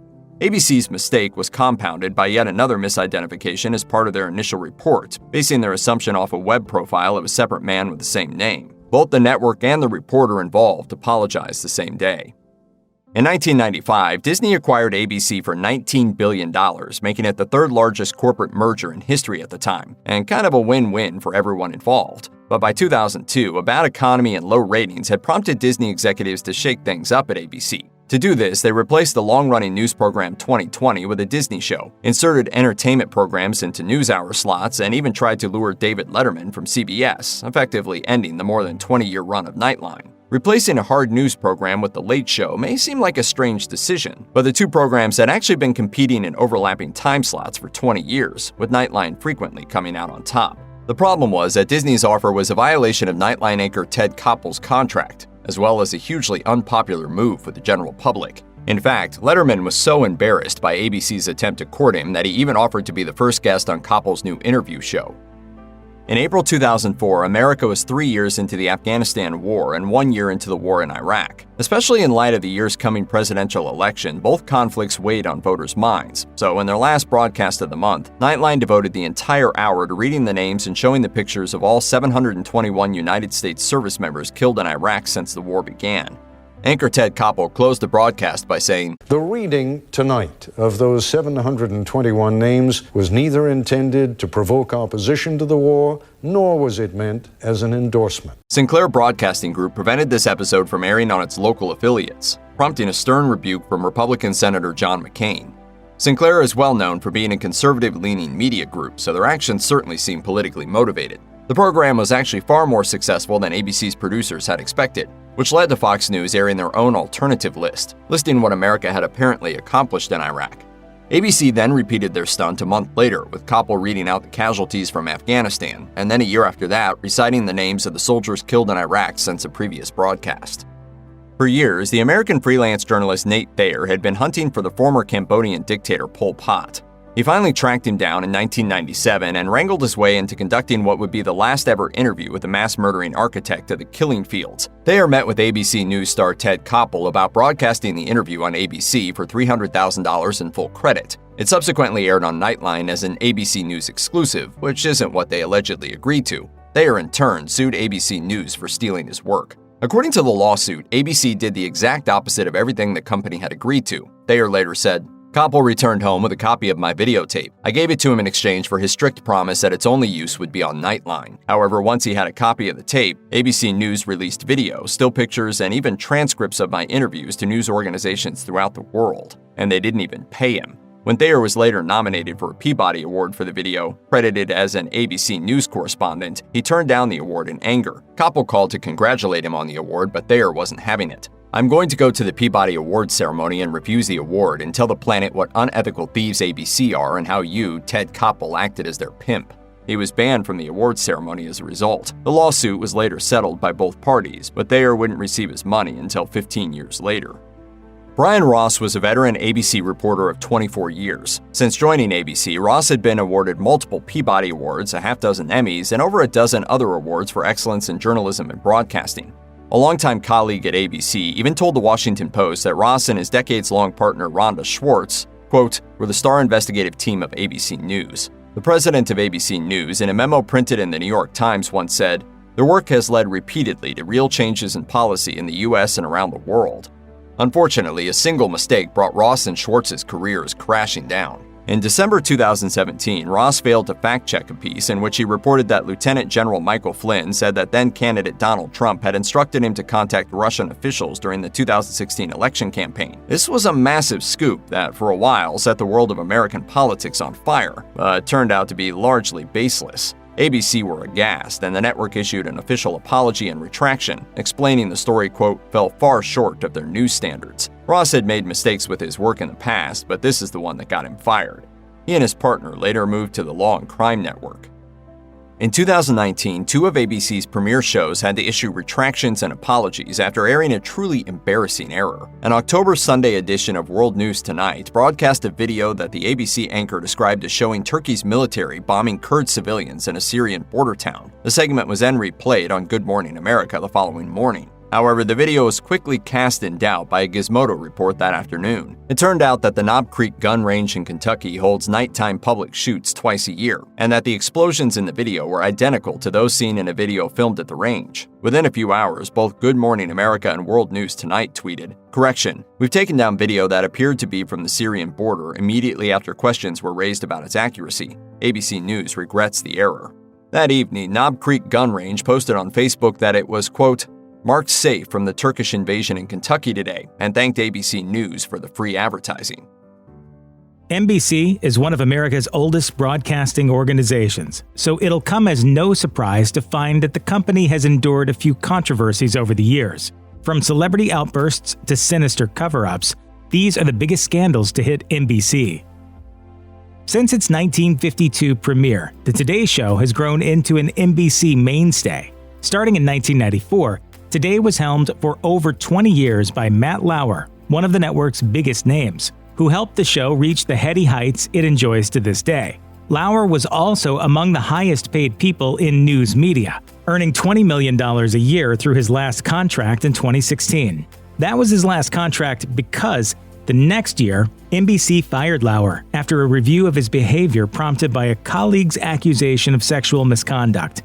In a statement, NBC News chairman Andy Lack said, "On Monday night, we received a detailed complaint from a colleague about inappropriate sexual behavior in the workplace by Matt Lauer. It represented, after serious review, a clear violation of our company's standards." Among the many creepy details reported by Lauer's colleagues was the fact that he had a button installed at his desk to remotely close and lock the door to his office, which at least two women said Lauer used while alone with them in his office. Far more lurid and damaging stories about Lauer emerged 2 years later. Vanity Fair reported that a former NBC News assistant had accused Lauer of sexual assault and claimed NBC had covered it up. The assistant said she had repeatedly told her NBC colleagues and superiors about the attack, but that nothing ever came of it. Billy Bush is a junior member of the Bush dynasty, cousin to a governor and a president, and nephew to another president. But this Bush pursued a career outside of politics and has been a successful radio and television personality for over 20 years. That all came crashing down, however, when, during his time on Access Hollywood, Bush had a very candid, behind-the-scenes chat with then-TV celebrity Donald Trump. The recording of this meeting went down in political history when it was publicly revealed 10 years later in the run-up to the 2016 presidential election. By 2016, Bush had joined NBC's Today Show, and Donald Trump had become the Republican candidate for president. Just a month before Election Day, barely a year after Bush had joined Today, The audio of Bush and Trump's conversation was leaked to the media. In the recording, Bush can be heard laughing as Trump explains how his fame allows him to freely grope and harass women. NBC fired Bush before the end of the weekend. He later told CBS, "It was leaked on a Friday, and then Sunday morning I walked to go back to work, and the driver said, 'I'm sorry, they've canceled the car.'" Called my lawyer and said, "We okay?" And he said, "Nope." Bush now works at Extra, an entertainment news show, where he uses his experience of getting fired to secure interviews with celebrities who have likewise experienced public scrutiny. For many decades, Harvey Weinstein was one of the most powerful people in Hollywood. Just a few years ago, however, he became the principal villain of the Me Too movement after being accused and convicted of multiple sex crimes.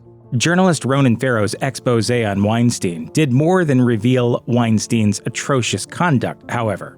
It also revealed the pernicious influence he had in the media. According to Farrow, Weinstein's behavior was an open secret. At the time, he wrote, "Weinstein and his associates used non-disclosure agreements, payoffs, and legal threats to suppress victims' accounts."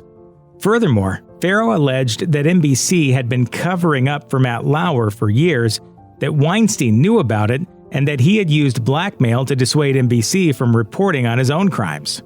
Entertainment journalist Paula Froelich later told WNYC that she personally witnessed an example of Weinstein's corrupting status in the media in 2000 when he assaulted a journalist at a party in front of other journalists and nobody reported on it. She said, "People don't want to report on the table, they want a seat at it." Brian Williams is an old-school newsman. He started reporting almost immediately after dropping out of college before joining NBC News in 1993, where he would stay for the rest of his career. He rose to become anchor of the network's premier news program, NBC Nightly News, in 2004, garnering several Excellence in Broadcasting awards over the following decade. Nightly News brought in an average of 9 million to 10 million viewers a night, and Williams was one of the highest-paid people in news. Over time, however, a number of Iraq war veterans began publicly questioning a story that Williams liked to tell about being shot at in a helicopter. 2 of our 4 helicopters were hit by ground fire, including the one I was in. No kidding. RPG and AK-47. He was also accused of inventing stories about his experiences in New Orleans following Hurricane Katrina. Before long, other outlets had begun examining Williams' reporting, and NBC quickly launched an investigation. In a memo to NBC personnel explaining why he was being suspended and demoted, NBC News president Deborah Turnus said, "Brian misrepresented events which occurred while he was covering the Iraq War." After a 6-month suspension, Williams returned to the air as an anchor on MSNBC, where his $10 million annual salary remains intact. Despite billions of dollars invested in advertising and infrastructure, hundreds of millions of people watching, and tens of thousands of spectators in the stands, the 1996 Atlanta Olympics has become known for only one thing: death. 29-year-old Eric Robert Rudolph, enraptured by hateful right-wing propaganda, planted a series of bombs at the Olympic venues. One person was killed in the blasts, and over 100 more were injured. Richard Jewell was a former cop and security guard at the Olympics.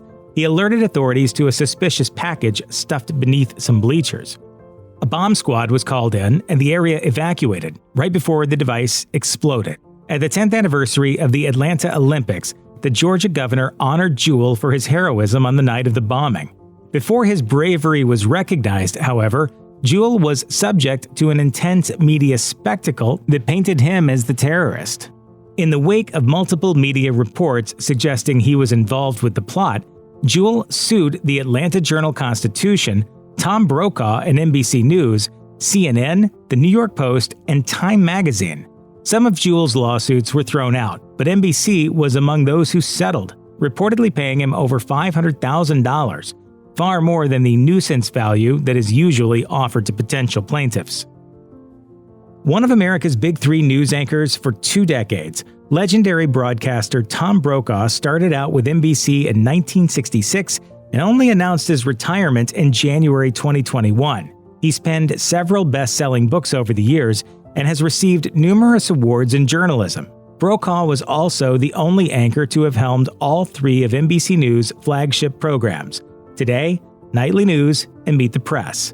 In 2014, Brokaw was even awarded the Presidential Medal of Freedom, the highest honor a president can bestow on a civilian, by President Obama.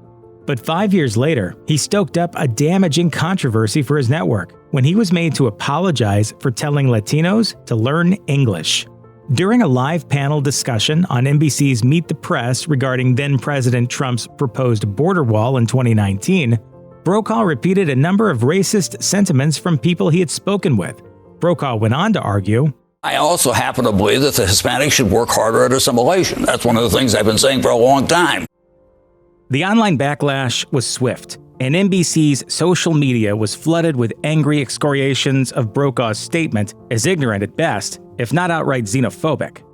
Brokaw later took to Twitter himself to say, I am sorry, truly sorry my comments were offensive to many. The great enduring American tradition of diversity is to be celebrated and cherished. In 2012, the 17-year-old Trayvon Martin was shot and killed by George Zimmerman. Prior to the shooting, Zimmerman had been following Martin and even called 911 to report Martin as suspicious. In their coverage of the events, NBC aired what many people called an edited, out-of-context cut of that 911 call. During their broadcast, Zimmerman is heard saying, "Guy looks like he's up to no good. He looks black." What NBC's viewers didn't hear, however, was that Zimmerman's assertion that Martin was black had actually been made in response to the 911 dispatcher asking, "Okay, and this guy, is he white, black, or Hispanic?" "He looks black." After the segment aired, NBC publicly apologized to Zimmerman, saying that it became evident that there was an error made in the production process that we deeply regret. NBC fired at least 3 journalists involved in allowing the edited call to air. Zimmerman then sued NBC for defamation, alleging that NBC's editing made him appear to be a racist, which exposed him to public ridicule and led to his own emotional distress. 2 years after Martin was killed, a judge threw out Zimmerman's lawsuit. The court ruled that, since he had pursued a course of conduct that ultimately led to Martin's death, Zimmerman had become a public figure. As such, he needed to prove that the network had acted with malicious intent, which is the standard required to prevail in a libel suit involving a public figure. The sitcom 30 Rock was an award-winning, long-running star of NBC's primetime lineup.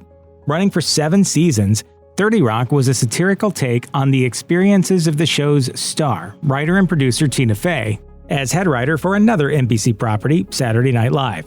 The crew of 30 Rock was dotted with SNL alumni, from the writing staff to the producers, but most notably by Fey's fellow star comedian, Tracy Morgan. Although Morgan only played a supporting role on the series, he frequently stole the show and quickly became a fan favorite. Unfortunately, he was just as prone to making the wrong kind of headlines as his character. The Disneyfication of New York is over, everyone. At the stroke of midnight, your Lexus is going to turn back into a hot pile of rats fighting over a human finger. Morgan got his start as a stand-up comedian and never stopped performing live, even while filming 30 Rock. At a 2011 comedy show in Nashville, Morgan made a joke that was widely criticized as homophobic, and NBC was quick to distance themselves from their star's comments. One NBC executive said at the time, "Tracy's comments reflect negatively on both 30 Rock and NBC, 2 very all-inclusive and diverse organizations, and we have made it clear to him that this kind of behavior will not be tolerated." Morgan apologized as well, and Fey publicly said she hoped his apology would be accepted. However, she also added, "Stand-up comics may have the right to work out their material in its ugliest and rawest form in front of an audience, but the violent imagery of Tracy's rant was disturbing to me." Seinfeld was a juggernaut in sitcom history. Over its 9 seasons, the infamous Show About Nothing was nominated for 186 different awards, winning 74, including 27 Emmys. And the show has staying power too. When Hulu had exclusive rights to Seinfeld, the average age of their viewers was just 27 years old, someone who would have been in the 2nd grade when Seinfeld's finale first aired. The show has since moved to Netflix, as part of a deal for which Jerry Seinfeld was paid over $100 million. Vulture has even calculated the worth of the Seinfeld financial empire as over $3 billion since it first entered syndication. And although the show's various cast members have stirred up their fair share of controversies over the years, Seinfeld itself was actually relatively scandal-free. There is, however, one outlier: the episode in which Kramer burns a Puerto Rican flag by accident.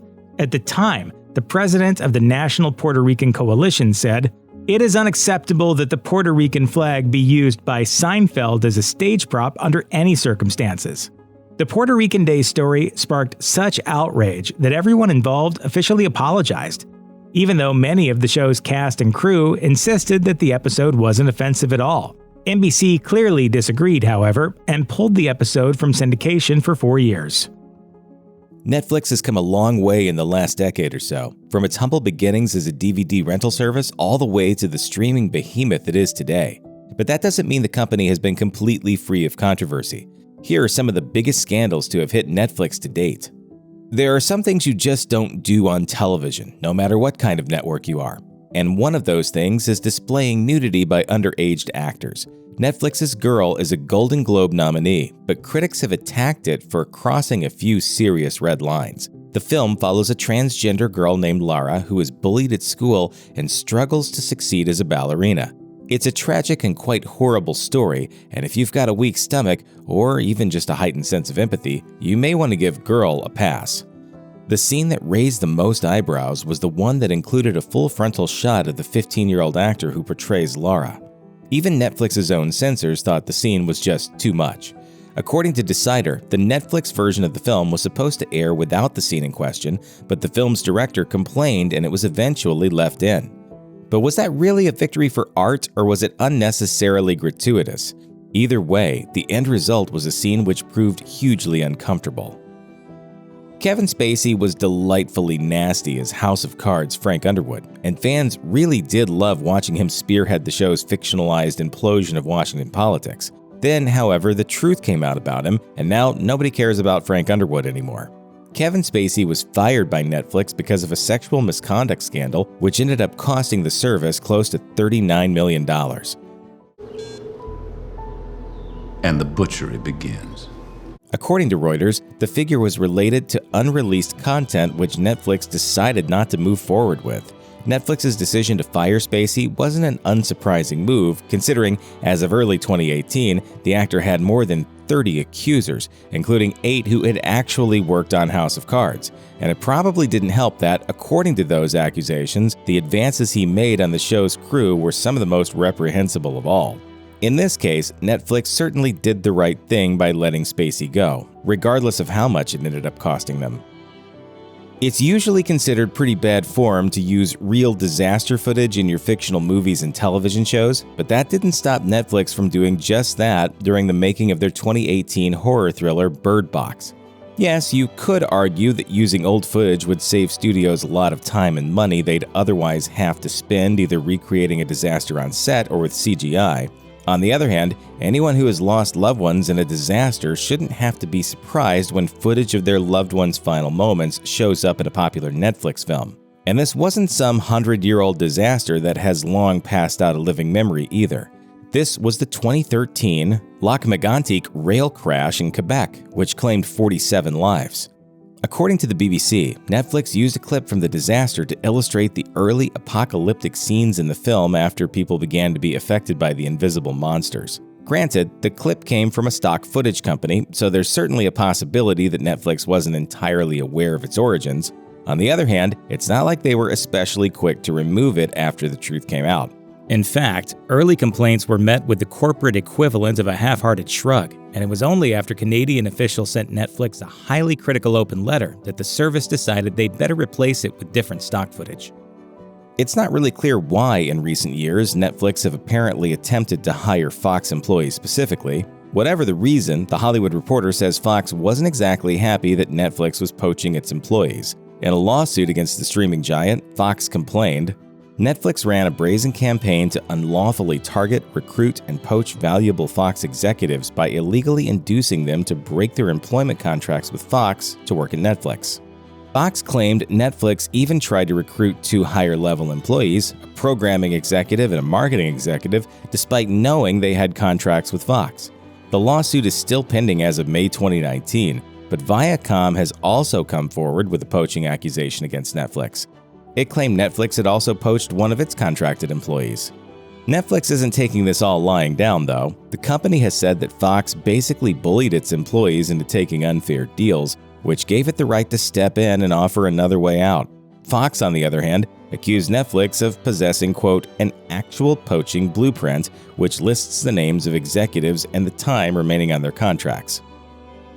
The college admission scandal of 2019 was a profound example of just how much division there is between the haves and the have-nots of the world. Thanks to Lori Loughlin and Felicity Huffman, as well as a bunch of other super rich people are now very much aware that all you need to get into a respected university is money. Lots and lots of money. Oh yeah, we think your spending has gotten out of control. Give me an example. When Huffman's name came up as one of roughly 50 individuals who bought their kids' way into prestigious universities, the media and public reacted with fury. And when that happened, Netflix jumped into action. According to Business Insider, Huffman was set to appear in a film called Otherhood, which was due to be released just a couple of weeks after Huffman pleaded guilty to her charges related to the scandal. The film never showed up on the streaming service, and as of May 2019, the film still wasn't listed among Netflix's offerings. Netflix gave the punt to Lori Loughlin too, who was also implicated in the college entrance scandal and was a 4-season guest star on the series Fuller House. A production source told TMZ that there are currently no plans for her to return to the 5th season, which is really just a polite way of saying they've washed their hands of the whole affair. Although Netflix's DVD rental service isn't really their focus anymore, back when that was the company's main gig, they were accused of throttling people who were too comfortable with their unlimited accounts. In those days, if you had the 3 DVDs a week plan but returned your movies too quickly, you got flagged as a heavy user. In order to keep those heavy user accounts profitable for the service, Netflix would delay shipment so those customers weren't receiving as many titles. In other words, unlimited didn't really mean unlimited at all. But when enough people make false promises, words stop meaning anything. But Netflix has been accused of a different kind of throttling on the streaming side too.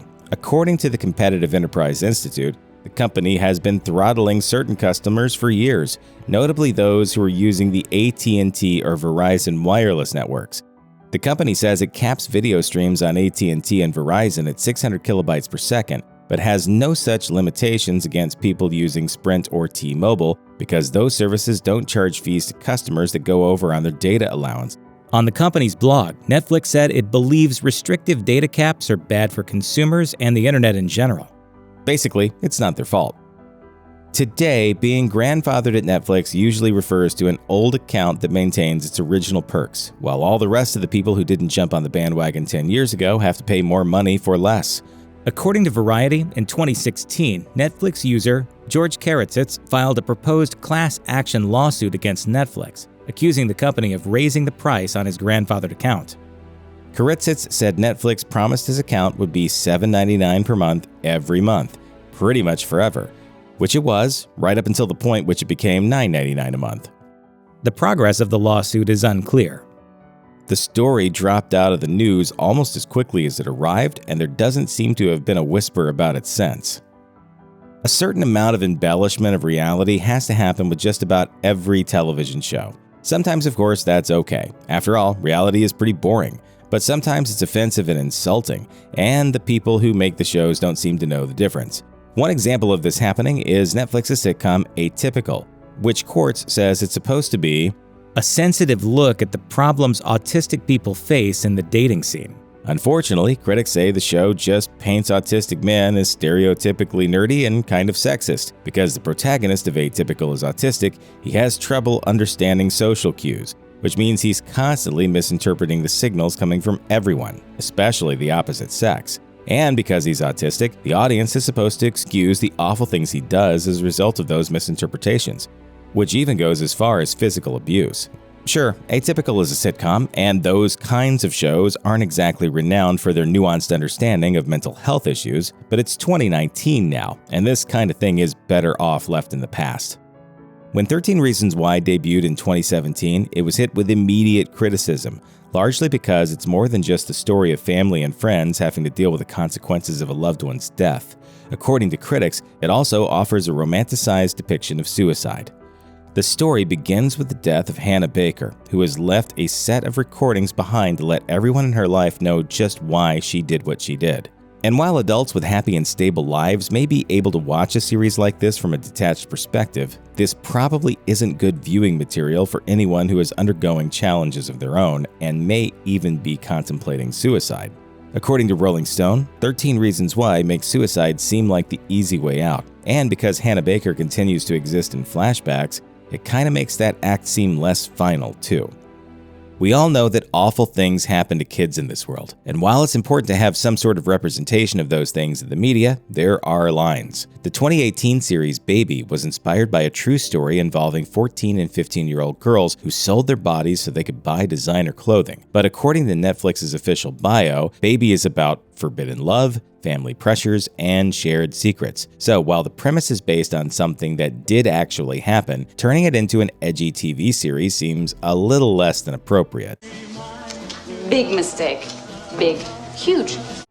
In fact, the National Center on Sexual Exploitation seemed to think the same thing. It asked Netflix to nix the series prior to its premiere. As for the show's handling of those issues, Decider says it's kind of an even divide between portraying prostitution as, quote, dark and sad, while also not really condemning it. And despite the backlash, Netflix hasn't seemed to seriously consider pulling the series. As of 2019, Baby is still listed among its offerings.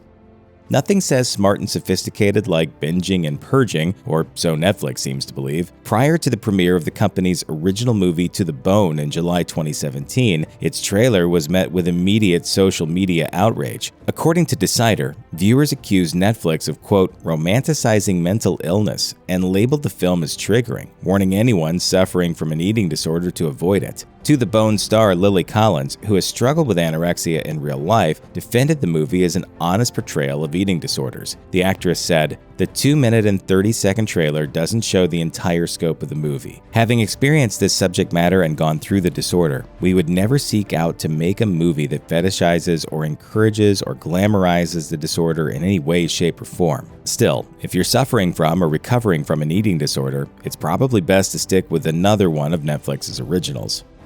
Companies go to great lengths to categorize their customers by age, height, and buying habits. If a company can figure out how to collect data on you, they're going to collect data on you, even if it's not especially useful to them at the time. It would be nice to think that Netflix doesn't partake in the practice, but there are those who question if the company might actually be categorizing their audiences based on sexual orientation. In March 2019, Out in Tech co-founder Lucas Toms accused the streaming service of changing the episode order of his adult animated anthology series Love, Death, Robots based on whether it thinks the person watching is gay or straight. Netflix denies that it's doing that, though. A spokesperson told The Wrap, "We don't ask members for their race, gender, or ethnicity, so we cannot use this information to personalize their individual Netflix experience. The only information we use is a member's viewing history." They've also specifically said the 4 different episode orders it tested out for Love, Death, and Robots were unrelated to sexual identity. Toms eventually conceded, tweeting, "A friend I trust at Netflix looked into this, and apparently the episode ordering is just a 100% random A/B test." Generations of children grew up watching Nickelodeon, but there was a dark side lurking beneath the surface. These are the troubling stories the network wishes you didn't know about. Sometimes it's possible to judge a book by its cover. Take Jennette McCurdy's memoir. Not only was it called I'm Glad My Mom Died, but she was pictured on the cover holding a pink urn. When McCurdy spoke with the New York Times around the release of her book, she said that she started working at age 6, ended up on iCarly in 2007, and followed that up with the spinoff Sam and Cat. It was all done under the boot heel of her mother, who instructed her to comply with whatever requests were made of her, no matter what. I think she really wanted to have her influence on me. Whether it was having her photo taken in a bikini, drinking the alcohol she was given, or being subjected to unwanted touching, the young star was expected to just deal with it. McCurdy went on to condemn the network for essentially sabotaging her career. After being promised a spin-off show called Just Puckett, she claimed she was not only forced into Sam and Cat, but that co-star Ariana Grande was given wildly preferential treatment. McCurdy wrote that she was forced to turn down other roles because the powers that be had refused to write episodes around her absences in the same way they regularly wrote out Grande. She explained to The Times, "My whole childhood and adolescence was very exploited. There were cases where people had the best intentions and maybe didn't know what they were doing, and also cases where they did. They knew exactly what they were doing."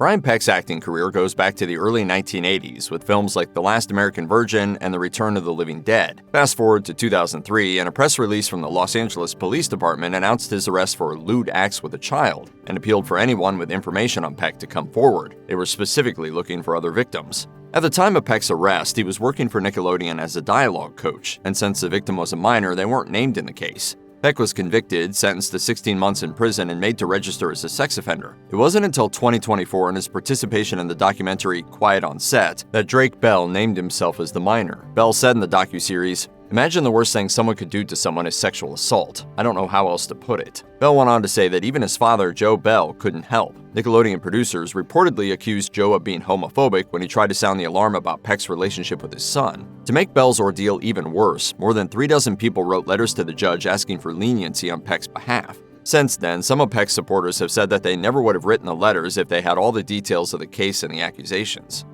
Although the documentary Quiet on Set touched on a number of issues, the behavior of producer Dan Schneider was at the heart of it. There were a whole host of issues raised in the series. For one, many stars and their parents have said that they felt Schneider wielded the power to make or break careers and lives, and that he used it to get away with some horrible things. Among the accusations were claims that Schneider filmed actors in uncomfortable settings, forced 2 female writers to split a single salary, put underage actors in sexualized positions that they found incredibly uncomfortable, and demanded people act out sexually explicit scenarios. According to the series, Schneider was also behind countless instances of harmful pranks and bullying. One Nickelodeon writer said that Schneider had promised her he would make sure her material made it into shows, but only if she would give him massages. Those speaking out didn't pull any punches. Zoe 101 star Alexa Nicholas called him the champion of creeps in a social media livestream, while Jennette McCurdy wrote in her book, Schneider made grown men and women cry with his insults and degradation. In 2016, Angelique Bates of All That spoke with the Shade Room to say that she wasn't going to remain silent any longer. While the original interview is no longer available, some parts are, including a short video where she said, "I was physically, mentally, emotionally abused in front of the producers and cast members, and sometimes they could even hear me yelling." Bates' mother sent a follow-up letter to the Shade Room lauding her daughter for speaking out about what happened. She confirmed that working conditions were so bad that the California Child Labor Department informed Nickelodeon that it was in violation of the state's child labor laws. Bates says that she was released from her contract when she was 15 years old, and that the powers that be had successfully prevented her from working in the industry. Bates declined to participate in Quiet on Set, and in an Instagram post revealed that her decision to speak out still impacted her. She wrote in the caption, "I was ridiculed and shunned by a lot of my peers, industry, and the internet." In a video for the Voices Rising Film Festival, Bates spoke about how the lasting impact of the abuse she suffered on the Nickelodeon sets left her struggling with thoughts of inadequacy, shame, and ultimately thoughts of suicide. It got to the point where I had fans and people reaching out to me, and I started talking more about it, and I realized I really wasn't the only one. According to All That star Brian Hearn, intimidation from the higher-ups at Nickelodeon worked to keep cast members quiet and compliant. Speaking on the Quiet on Set documentary, Hearn said that he was often uncomfortable with what he was asked to do. That included things like wearing a leotard and performing in skits that he felt included racial stereotypes. Hearn said on the series, "I was referred to as a piece of charcoal. Remarks like that are harmful. They stay with you." Hearn said that he was never consulted, only told what to do. He went on to add, "There was never any discussion. We felt like we couldn't say no. After a while, it felt like we were just part of this torture chamber." My time on Nickelodeon played a big part in how I dealt and still deal with racial issues. In an interview with Collider, Giovanni Samuels has echoed Hearn's sentiments, saying that she had always felt she was treated differently because she was black. All That was one of the many shows that were overseen by producer Dan Schneider, so when Hearn's mother spoke up to defend her son, he was dropped from the show. His mother, Tracy Brown, later commented on the other accusations leveled against Schneider, saying, "I had no idea what I was saving my son from." The documentary Quiet on Set also touched on the case of Jason Handy, a production assistant who worked closely with Nickelodeon's child stars and their families. Although many described him as a perfectly ordinary person with precisely the sort of personality one might expect to have a job like that, things went bad very quickly. Police began investigating him on a tip from an unidentified source and found child sex abuse images in his possession, along with diary entries in which he wrote about his desires. At least 2 minors on Nickelodeon shows had run-ins with him, including one girl who reported that he tried to kiss her, and another to whom he had sent a graphic photo. The girl's mother said that he had sent the explicit image of himself because he wanted to show her that he was thinking of her. Andy was arrested, convicted, and sentenced to 6 years in prison. He was released in 2009 and arrested again in 2014 on more charges involving minors. He was again convicted and is currently in jail with a release date of 2038. Ren and Stimpy was the almost bizarrely popular cartoon that was a massive hit for Nickelodeon in the 1990s. In 2014, HuffPost talked to creator John Kricfalusi, who insisted that Nickelodeon had not actually fired him back in 1992. Nickelodeon, however, said that he was definitely fired. In fact, back in 1992, the Los Angeles Times quoted an anonymous executive who said Kricfalusi had been removed from the production because of delays. Kricfalusi had all kinds of issues with the network, citing things like disagreements over censorship for the disintegration of the relationship. However, by the mid-1990s, Kricfalusi's preferences for underage girls started to get mentioned in such a high-profile way that it's kind of shocking that it got overlooked for as long as it did. BuzzFeed News did a deep dive into Kricfalusi's background, writing that they found mentions of his 15-year-old girlfriends in books written about Ren and Stimpy. Warner Brothers art director Tony Mora told the outlet Kricfalusi's tendency to harass and pursue underage girls was a well-known secret. Back in 2017, industry news site Cartoon Brew reported that they couldn't get Nickelodeon's parent company Viacom to confirm exactly what was going on with the creator of one of the network's most popular shows. Chris Savino had apparently been suspended, and inquiries were met with a generic sort of statement that promised they were dedicated to providing safe work environments. Just a day later, it was announced that Savino had been fired. Meanwhile, Variety also added that they'd gotten a copy of an internal memo in which Nickelodeon's president promised job safety to anyone who came forward with reports of anything that would create a hostile work environment. What happened? Around 12 women had accused Savino of varying sexual offenses, including harassment, threats, sending explicit text messages, and promises of employment in exchange for sexual favors. Savino reportedly had maintained consensual relationships with multiple coworkers, and he was accused of threatening to use his position to ruin careers when those relationships ended. When the story broke, more women started coming forward. That included BoJack Horseman director Ann Walker Farrell, who tweeted that not only had she been harassed by Savino, but that she regretted not stepping forward sooner. She wrote in a post on X, "It happened a long time ago, 15 years. Apparently, dude's approach hasn't changed." Long before the release of Quiet on Set, media outlets have raised questions about the way Nickelodeon has dealt with reports of abusive behavior. In 2018, Deadline questioned the network's internal procedures for investigating complaints, noting that multiple complaints had been lodged against producer Dan Schneider over the course of several years. Dan seemed like he was untouchable, but around 2017, the internet videos around Dan really started gaining momentum. He was the center of an internal investigation that kicked off in 2013 and only parted ways with the company in 2018. That only happened after more complaints, including those about requests for massages. When she published her memoir, Jennette McCurdy said that she turned down an offer of $300,000 from the network, which came with the caveat that she wouldn't talk about her experiences on Nickelodeon sets. I just said, no, it's not happening. That sounds like hush money to me. Not doing it, not taking it. Alexa Nicholas also condemned the network's practices, particularly their use of non-disclosure agreements. She told TMZ that forcing child stars to sign NDAs meant that when they need help, they're legally restricted from getting it, and that only serves to help foster a potentially dangerous environment. There's something deeply wrong with the way Fox News skews reality to suit its agenda. The news part of Fox News is suspect, and the sheer level of toxic scandals the network has been plagued by for the past few decades attests to that. Here are some of the biggest scandals to hit Fox News. Bias is human. However, journalistic standards demand a certain level of objectivity regarding facts. If you're a news anchor, your opinion on any politician and/or organization must take a back seat to the objective reality regarding whether they are corrupt, authoritarian, or just plain sleazy. Fox News generally doesn't play by those rules. Instead, the network chooses its conclusion and either cherry-picks information or outright lies to get there, creating a conservative echo chamber that has deepened polarization across the U.S., as explained by The Guardian. Over the years, Fox's irresponsible promotion of inaccuracies and constant pro-GOP flag-waving have fueled many baseless theories and misconceptions, while making the network itself increasingly powerful.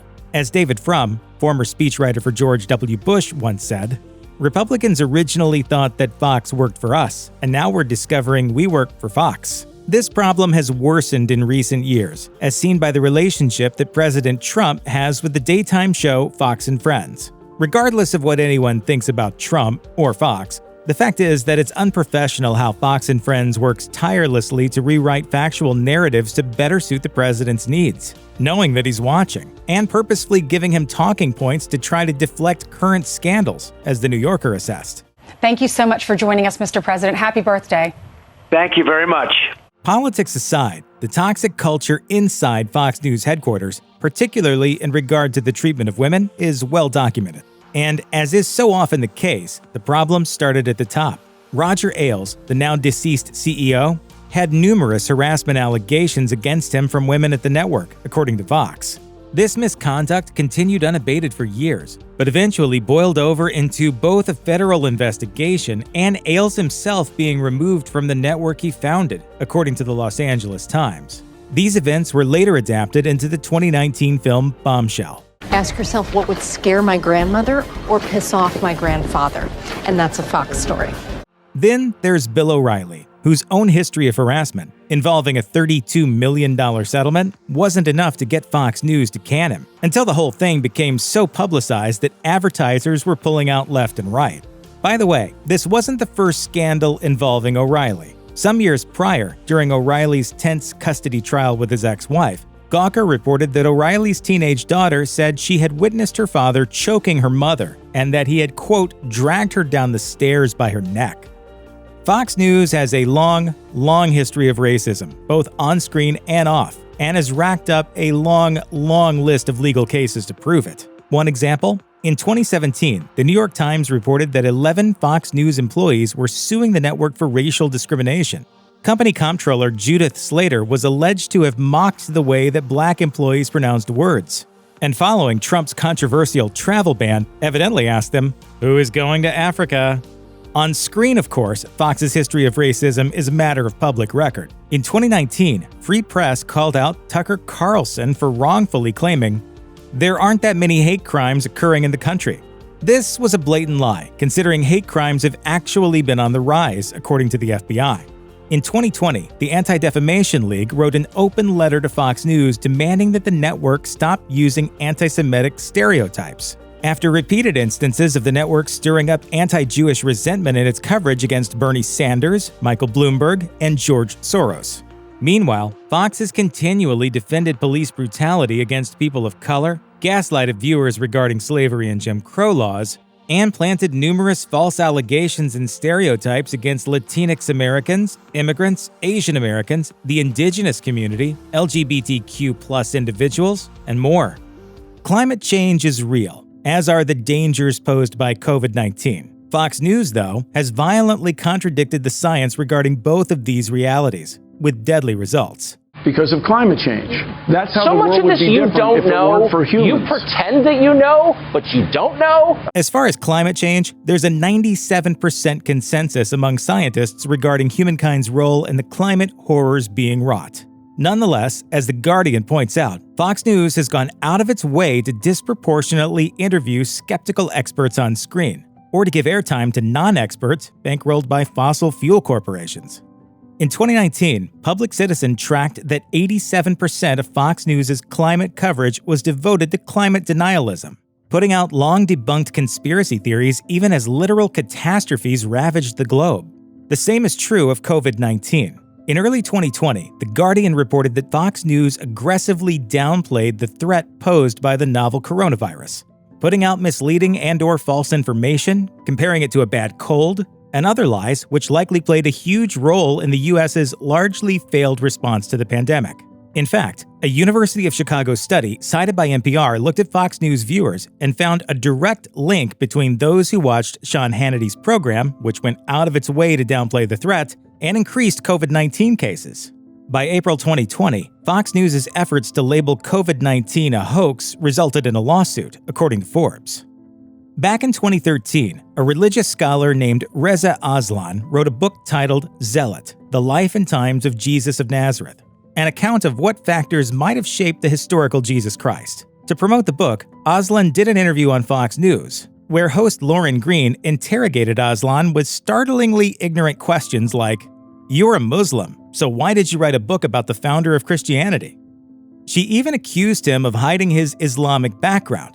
Aslan responded, repeatedly, that he wrote a book as an academic who had built his career studying religions, and who just happens to be Muslim. It still begs the question, why would you be interested in the founder of Christianity? Because it's my job as an academic. I am a professor of religion. Not surprisingly, this debacle was pronounced by BuzzFeed as, quote, the most embarrassing interview Fox News has ever done, but it did help promote Aslan's book. Behind the scenes, Fox News hosts plenty of weird soap operas. One particularly messy spat went public in 2010, when Fox chairman Rupert Murdoch's son-in-law, Matthew Freud, told the New York Times that he was ashamed of being connected to his father-in-law's news network, stating, "I am by no means alone within the family or the company in being ashamed and sickened by Roger Ailes' horrendous and sustained disregard of the journalistic standards that News Corporation, its founder, and every other global media business aspires to." Ouch. Following this pointed statement, Elizabeth, Murdoch's daughter, told The Guardian that her husband had gone rogue with his comment, but it's worth noting that, surprisingly enough, Elizabeth was also a Barack Obama supporter. Murdoch's company, for its part, issued a cold statement saying Freud's views had nothing to do with Murdoch's. This wouldn't be the end of the Fox family drama, however. In 2019, the mogul's own son, James Murdoch, told Vanity Fair that he thought his father's network was destroying what he called the connective tissue of society, and expressed interest in funding his own liberal media outlet to compete with Fox. For the record, James donated to the Pete Buttigieg presidential campaign. Arguably, one of the worst impacts that Fox News has on society is the network's continual mainstreaming of fringe conspiracy theories. There was birtherism, the bizarre and racist argument that Barack Obama was born outside of the United States. A theory that probably never would have gained anywhere near as much traction if it hadn't been broadly publicized by Fox News, according to Media Matters. Then there's the Seth Rich nonsense, explained by Vox, wherein the tragic shooting of a young Democratic National Committee staffer led Fox News to make baseless accusations blaming the Clintons. Fox News also advanced Sarah Palin's claim that the Affordable Care Act would result in, quote, death panels, even while other conservatives were referring to her comments as irresponsible and crazy. More recently, Fox devoted a staggering amount of airtime to Obamagate, a conspiracy theory so muddled that even ardent followers can't coherently describe what it is, but which mainly functioned as a convenient pivot from Fox's handling of COVID-19. According to an archived TV Newser article, Fox News bought full-page advertisements in the Wall Street Journal, the Washington Post, and the New York Post, with a photograph from a Tea Party protest that had taken place several days earlier on September 12, 2009. This advertisement, displaying a large crowd protesting big government, was headlined by the caption, "How did ABC, CBS, NBC, MSNBC, and CNN miss this story?"